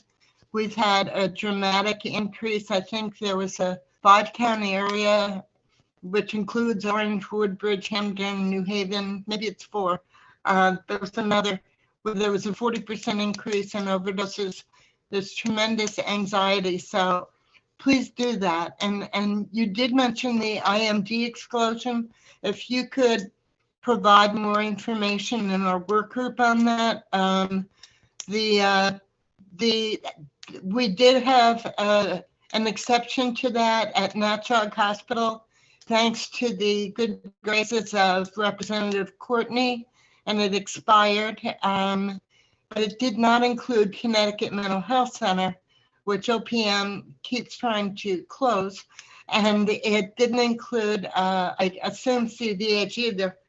If you could update us on whether or not our congressional delegation is following this. I know Senator Murphy is fabulous on this issue, but I don't know what's going on in Washington, but it would really be very important, if not for the substance abuse side, for the dual diagnosed or for the mental health side. Be happy to discuss further with you, Representative Dillon, on the substance use waiver. If there's anything that you'd like to know specifically today, happy to try to answer your question. I think it would be unfair to the committee. We kind of owe the final decision there to, I think, Wilbur Mills. It preceded Medicaid, and we've tried to fix this year in, year out, governor in, governor out, and the state gets saddled with it, I think it reduces our ability to care. But I understand Congress didn't want woodworking, but we have to maintain an acute inpatient capacity for adults too. And so anything that you can provide for us on an update on any progress you're making with trying to get exceptions for Connecticut institutions, and if that's possible. And I don't mean to do that to put our Congress on the spot, because we have some great people there. And also disaggregating the money that's in that budget and figuring out where it's going. The final point, I think, was that I had asked this summer whether this in effect made DSS the lead agency on substance abuse. And what I was told was that anything that happens is going to be worked through the behavioral health partnership. So if you could provide that follow-up to us in the work group, because I see there are other people with questions. I think that would be enough. Glad to. Thank you. You're welcome. Thank you, Representative Dillon. Representative Johnson, followed by Representative Abercrombie. Thank you so much, Madam Chair, and thank you, Commissioner, for all the work you're doing. I'm especially pleased to see the work that you've done with the investment in the substance abuse treatment phase. But my question goes more to the TANF situation. We are one of the worst states in terms of funding for women and children. The only state that funds women and children less than the 20 months is Arizona. And so I would really like to, I wonder, one of the things that I've heard from people in the community is that the reason no one's applying is because they're discouraged from doing that when they go to the Department of Social Services for this program. And they're told it's just 21 months, so you probably shouldn't bother. And so I have some of that information. Also, I have a very large homeless population of women and children here that are in the Holy Family Shelter. This has a very, very adverse impact on the performance of the children in school, and also has a long-range impact, creating post-traumatic stress disorder for the children because they're taken out of their homes, moved into a homeless shelter, and then they're struggling to find a place to live. So this is not just falling on the shortness of the TANF coverage, but it fits into a whole problem of people who have severe dysfunction. And I have a lot of this in my community. And so I was wondering what the claimable expenditures were that you mentioned with respect to Representative Walker's remarks. And could you please provide those to the work group? And also, when we look at the State Assisted General Assistance Program, again, I'm very thrilled with the work that we're doing with respect to the Medicaid program, and I help making sure people with high medical bills are getting the treatment that they need. But also, there are people that don't have quite the high medical bills. And the changes I've gone through of the Psych program since the mid-90s. And they've really created a situation, again, where I have a lot of tents and so forth on my river here in Wyndham. So people are all over the place, homeless. We have people standing outside of the supermarket. We get with their homeless signs. So we have a real problem in this area, and we need to try and figure out how to do that. And I'd love to work with you to figure out what we can do to address this beyond what the good work you've already done. So that is what I'm trying to do. The other question that I have, and if you wanted to answer any of that, you could. Well, I'll just say with respect to the notion that people are being discouraged from applying for TFA by our team, I had not heard that. Representative, it's obviously very concerning. I would ask if you have specific information about that to please share it with me offline. I know that our team works very hard to get people eligible for as many programs as possible. You may have seen in the governor's ARPA proposal from last year, an effort called MyCT, which is an effort, a multi-agency effort to try to get electronic and digital access to our programs to be easier for people to make applications. Over the course of the pandemic, we worked very hard to expedite applications for cash assistance. We have worked and will be working this session, hopefully with you, to eliminate the requirement for an in-person interview for cash assistance, which had previously been required, and we've been allowing it by telephone. We do work hard to try to get people the assistance that they need, and happy to hear suggestions from you and other members of the committee about how we can do a better job there. Thank you so much for that. And I will talk to the persons who I've spoken with about this discouragement, but also I plan to try and work also with the people in the homeless shelters here who are very, very good workers and want to help make sure people get housed. The other question that I have is with respect to long-term care services, whether in a skilled nursing facility, or intermediate care facility, or in a home care situation. What are we doing to increase access to making sure that we can continue with our rebalancing efforts to make sure people aren't in nursing facilities and are moving into the community, but not in such a situation where they're left by themselves without any help at all? And I've had two very, very severe situations, one a long time ago, where I lost a good friend of mine who was in kidney dialysis in her home and didn't have someone show up. And because of that, she passed away. And then this other one, I've had another more recent thing that I've mentioned to your offices, but I haven't had it any return information back on yet. In any event, what are we doing to expand access to services for people so that they can stay in the community with services and not be concerned about being left abandoned?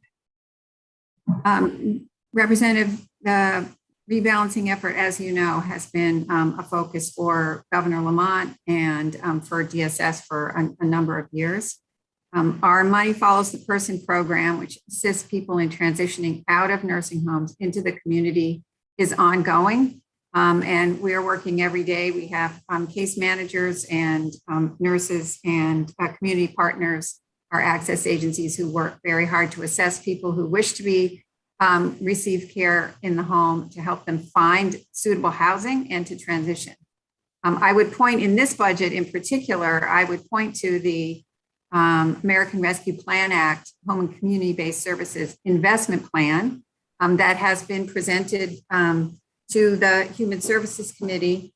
There are hundreds of millions of dollars, thanks to the ARPA legislation, that will be invested in Connecticut over the next couple of years.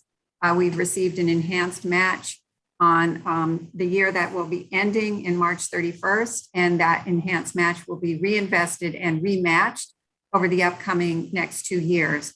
That will be invested in home care rates, in home care quality measurement, in connecting our home care providers to our statewide health information exchange so that they can monitor hospitalizations and other utilization by their clients, in training in equity for our home care providers, and a number of other initiatives. So you'll see over $100 million reflected in this current budget for exactly the kinds of supports you're speaking of.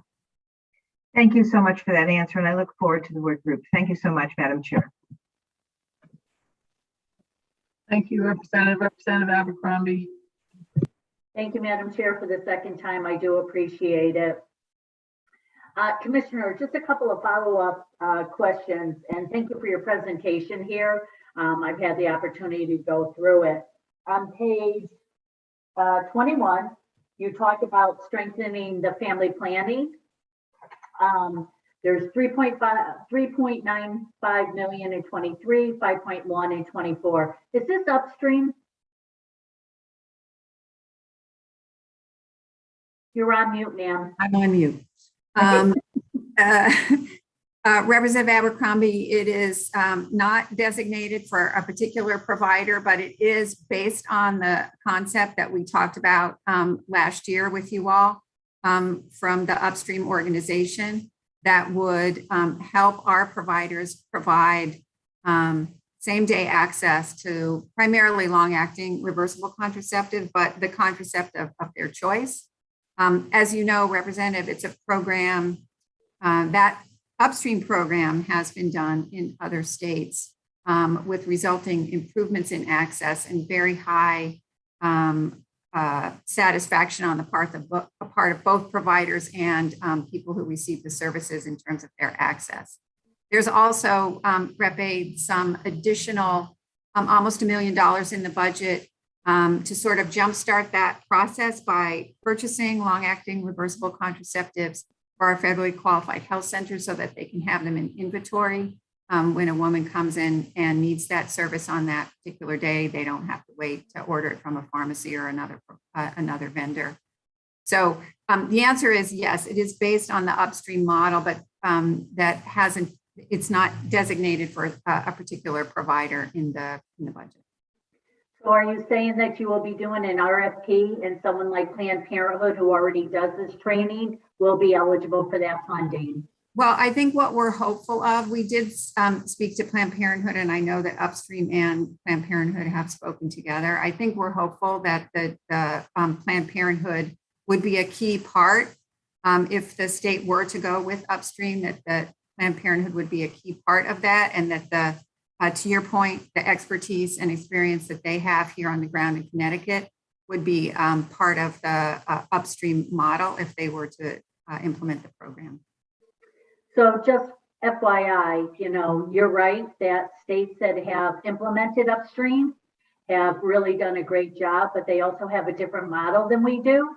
And I've heard that Rhode Island, who has hired upstream, has also reached out to Connecticut, Planned Parenthood, to ask them to come in and do the training. So I think that we really need to take a long look at what we're doing here with $8 million when we already have a provider in the state that can do this, and that will cost us far less than bringing somebody in from out of state. I wasn't a proponent of this last year. I'm not a proponent of it this year. So I just want my colleagues to be aware as we talk about this particular program in the subcommittee. So I don't want anybody to be surprised, but I do appreciate you explaining the thought coming from the agency. On page 26, you have 6.4 million to annualize inpatient pediatric mental health rates. Who could you, and you could do it in the work group if you want, who are the providers that do the mental health for infant and toddlers? Could you maybe bring a list and how these dollars would impact them? Are you referring to the, let me just pull up the document. Sure. Annualize.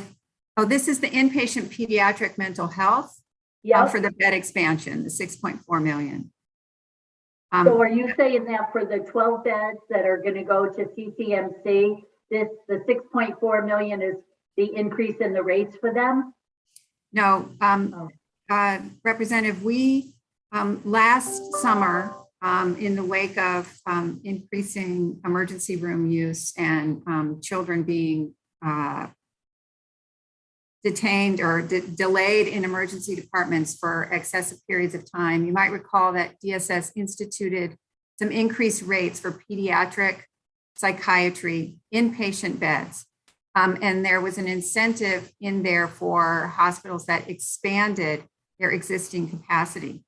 And this $6.4 million that you see as a reflection that we actually had a good response to that incentive. So we have 10 new pediatric inpatient psychiatry beds at ECHN.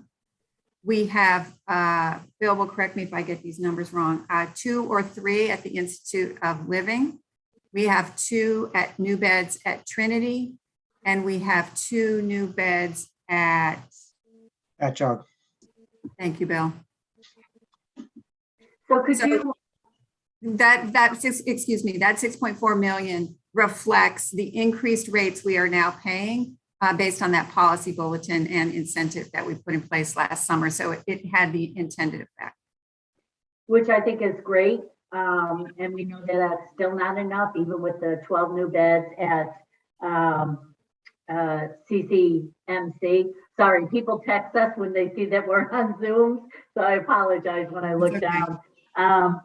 Could you just, when you come to the work group, could you just list those hospitals that have extended their beds, just so that we're aware of it? And can you also add, is there an opportunity for them to expand more? Because we know with the 12 new beds at CCMC, it's still not going to be enough.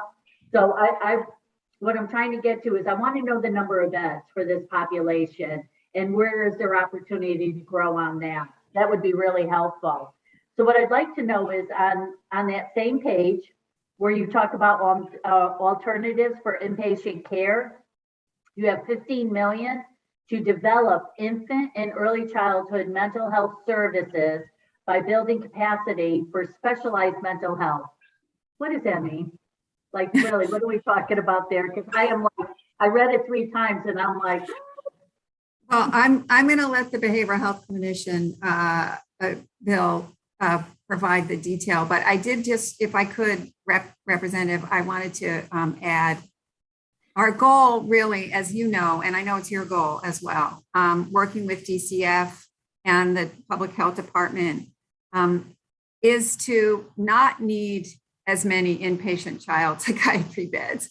So what you see reflected in the governor's budget that you probably have or have already heard or will hear from DCF is a lot of investments in services that precede hospitalization, because we would like to focus on prevention and outpatient treatment as much as we can. We understand that there are always going to be a certain number of children that need inpatient treatment, but our goal is to avoid those crises, those emergency department visits, those transports from school or from home by expanding our outpatient array of services.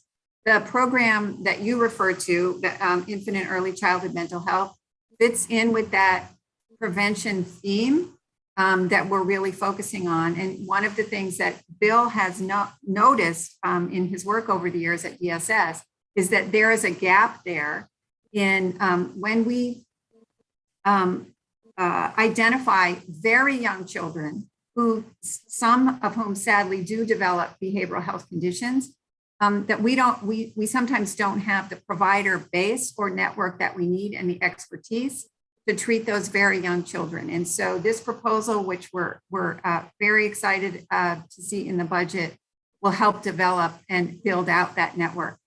Bill, can you fill out the details, please? So as many of you know, we have a robust children's behavioral health system, including home-based services. And many of those evidence-based home-based services really start at the age of about 5.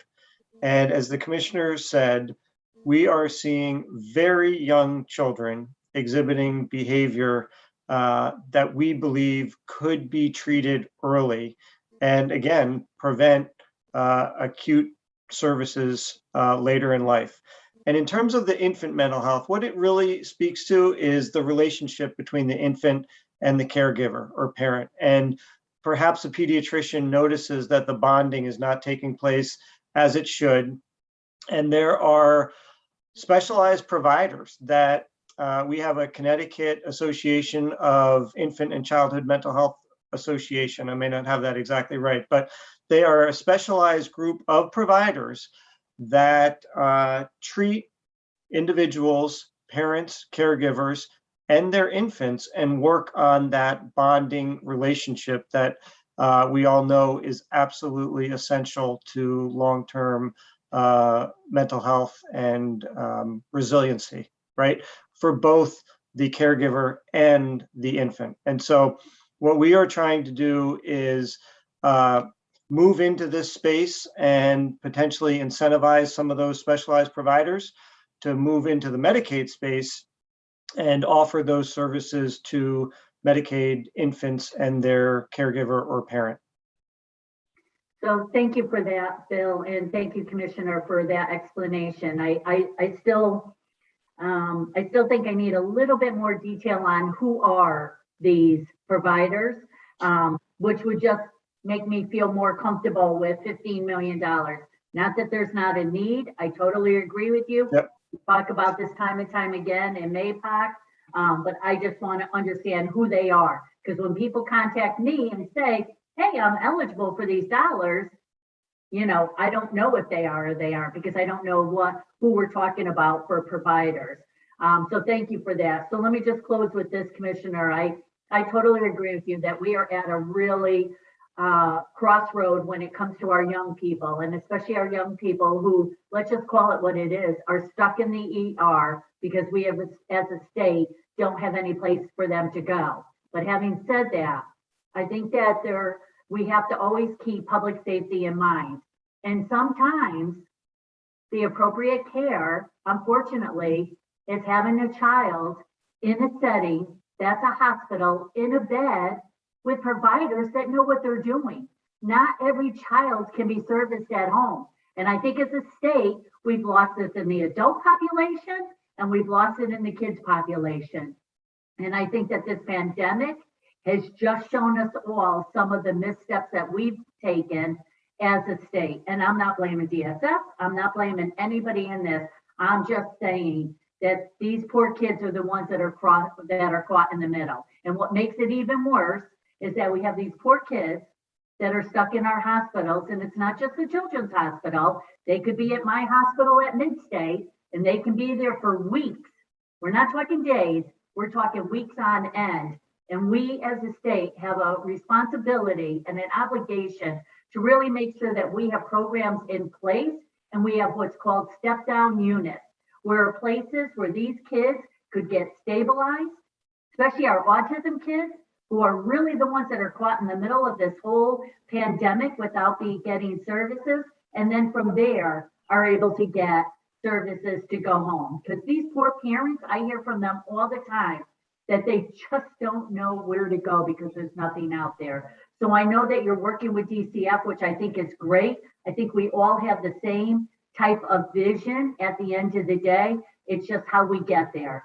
So I appreciate you taking the time explaining this. I appreciate your initiatives that are in this budget.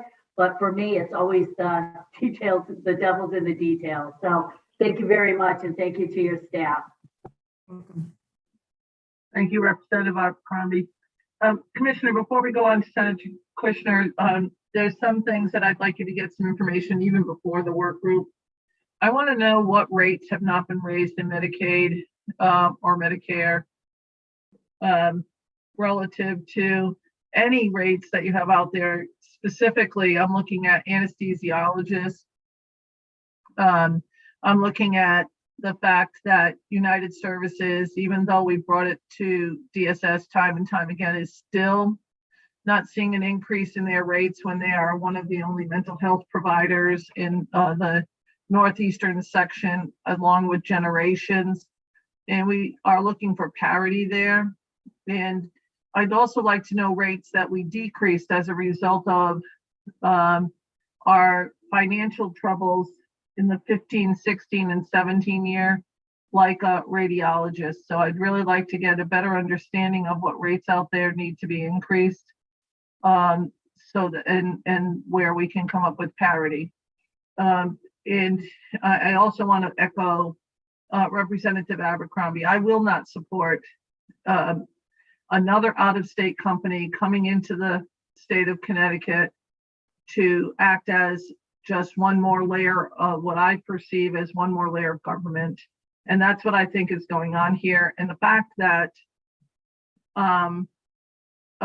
we all know that it's going to be upstream is problematic, because we have very good providers here in the state, and I think we need to start building up our own provider system in the state, not bringing in more out-of-state people. This administration has had a huge bad habit of inviting, whether it's in your area or other areas, inviting out-of-state companies to come in and tell us how to run the state of Connecticut. And I find that to be very problematic. And I will not support a program that is going to a provider that I don't think gives us any value.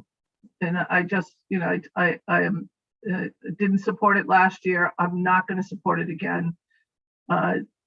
You have not convinced me that it's wise. And so I just wanted to make sure you knew that right up front. Senator Kushner, followed by Representative Johnson. Apparently everybody's coming back for a second, third, and fourth question.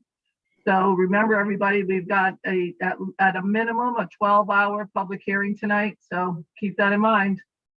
Thank you, Senator Austin, and I'll be very brief, and this can come back to the working group. It doesn't have to be responded to now, but I am interested in hearing more about both immediate plans and long-term plans for building up the long-term care workforce, which we know is a big issue.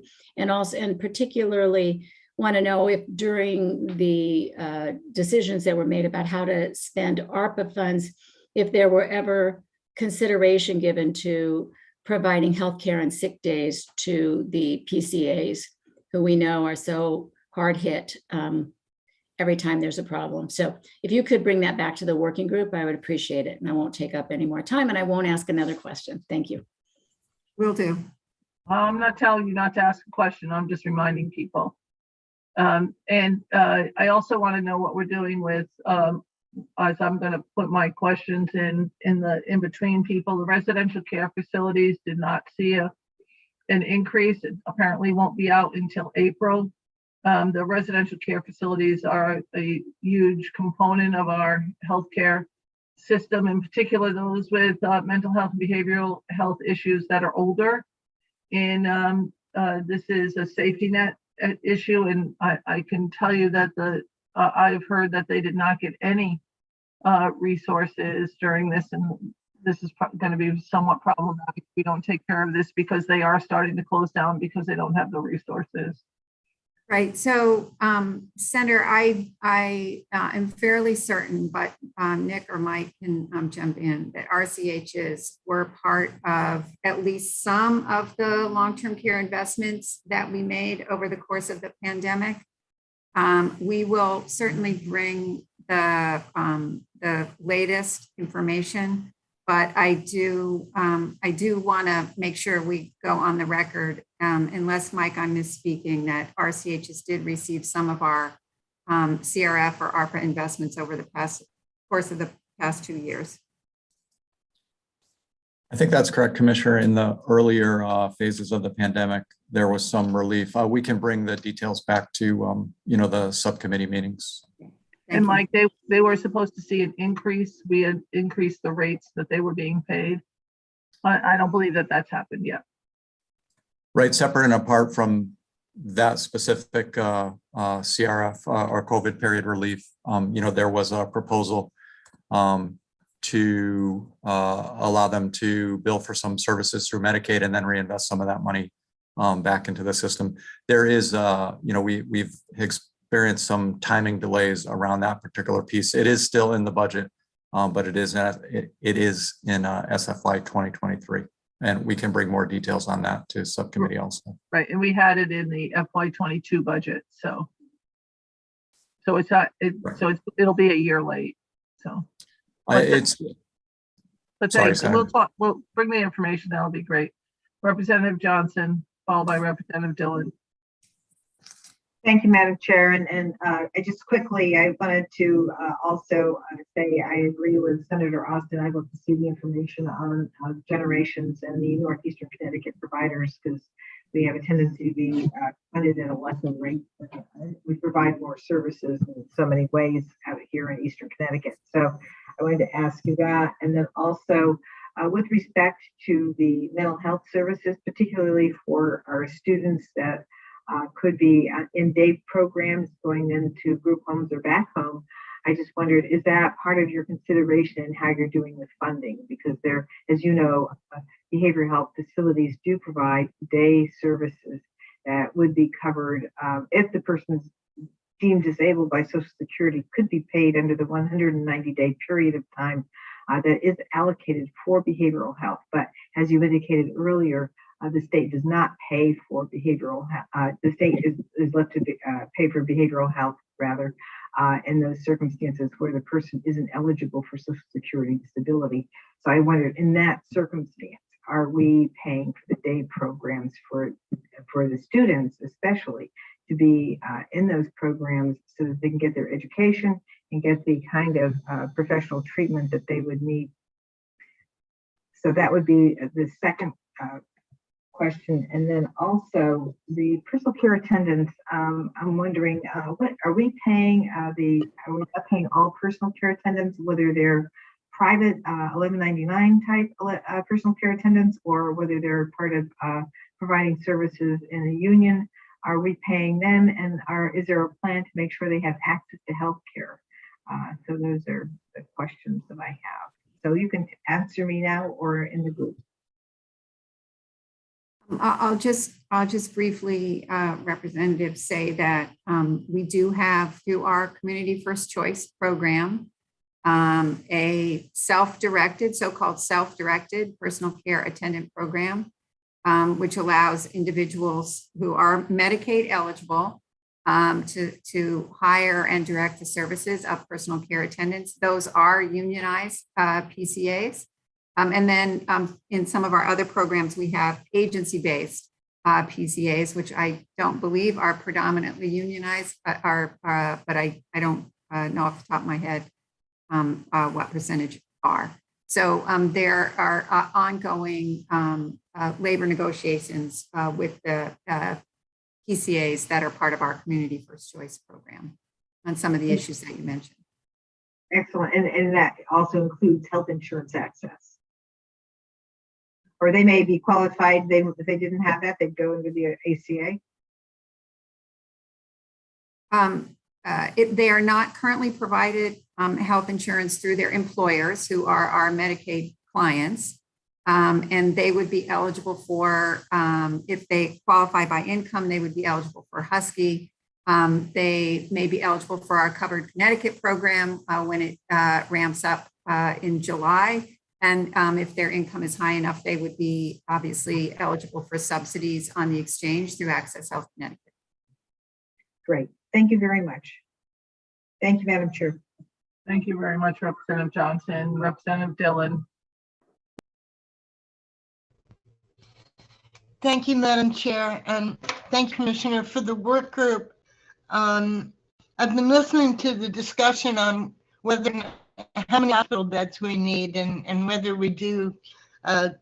Could you provide us with that? There are hospitals that already are providing inpatient behavioral for kids. I don't know whether what the target age group is.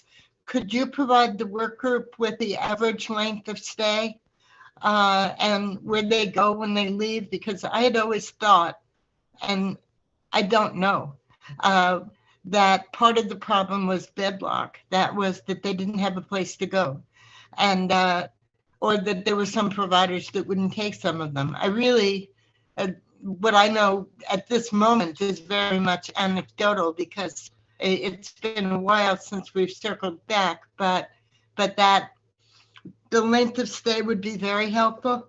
On the issue about support for infant and early childhood mental health, that $5 million line item, how old would those children be? Does that go up to like 5-year-olds?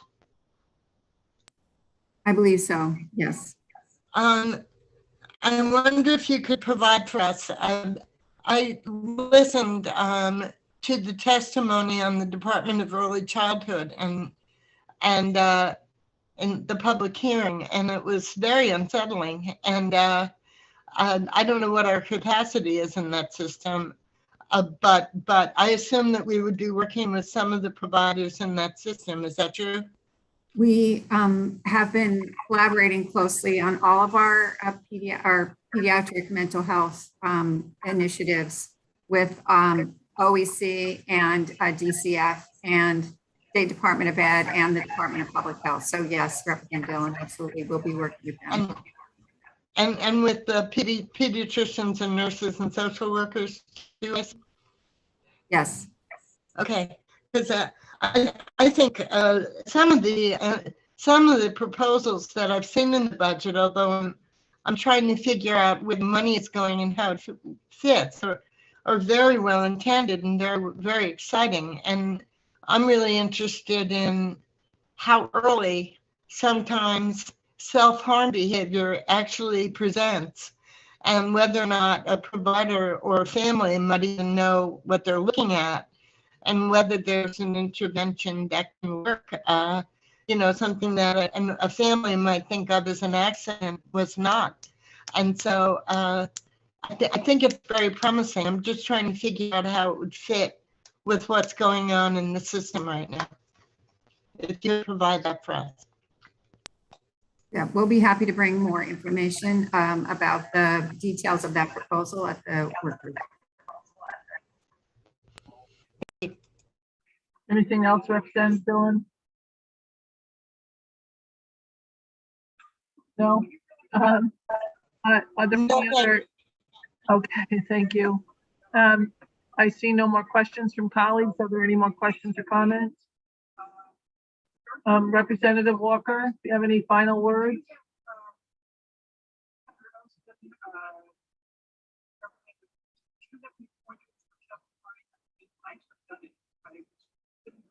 So, or Senator Minor or Representative France, I don't see them online either. I'm all set. Thank you. Oh, there you are. Very good. And Representative France? So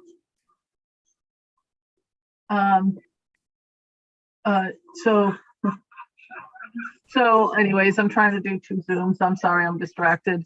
But I am thankful for all of your words, Commissioner. If you want to give us a last a wrap up, that would be great. Well, thanks for the attention of the committee. Thanks again to my team at DSS. We look forward to working with you on these issues. I think that our budget hopefully reflects some of the issues that we've been talking about together over the last several months on children's mental health and long-term care and stabilizing some of our provider networks. And so we look forward to further conversations as this session progresses. Thank you, Commissioner. Representative Walker, do you have any last minute comments? Oh, hold on. Thank you, Madam Chair. No, I don't have any more comments, but I would like to get a little bit more detail about the 2 entities that Representative Abercrombie talked about, which was the Connecticut Children's Medical Center and the Childhood Mental Health Services. I'd like to know, because in looking at it, I mean, I understand that DSS does the Medicaid reimbursement, and that's clear, but I want to know how the agency, because to me, it would be either DCF or DEMIS who should be responsible basically for the oversight, because that falls into what they do. So I would like to get a little bit more understanding of how this dance is going to be done in our workout group. So thank you very much for letting me ask that question out, and I will get it from when we get back to our group. So thank you very much. Thank you, everybody. So we do have a Madam Administrator, if you want to say what we have for the rest of the afternoon. Yes, Madam Chair, starting at 2 p.m., we have the public hearing on the Human Services Agency budgets. And I think we've asked many of you to take an hour. If you're interested in helping out with a chairing for an hour, please let Madam Administrator know. I think we also have an OFA briefing at 1 o'clock. We do. We have an OFA briefing for the Health Subcommittee at 1 o'clock. Thank you very much. So you all got 20 minutes off, and then we'll have the healthcare OFA briefing, and then we will have at a minimum 10 to 12 hours of public hearing tonight. So I'm hoping that everybody takes about an hour and we'll get through it easy peasy. Have a nice day. Thank you, Commissioner. Thank you very much.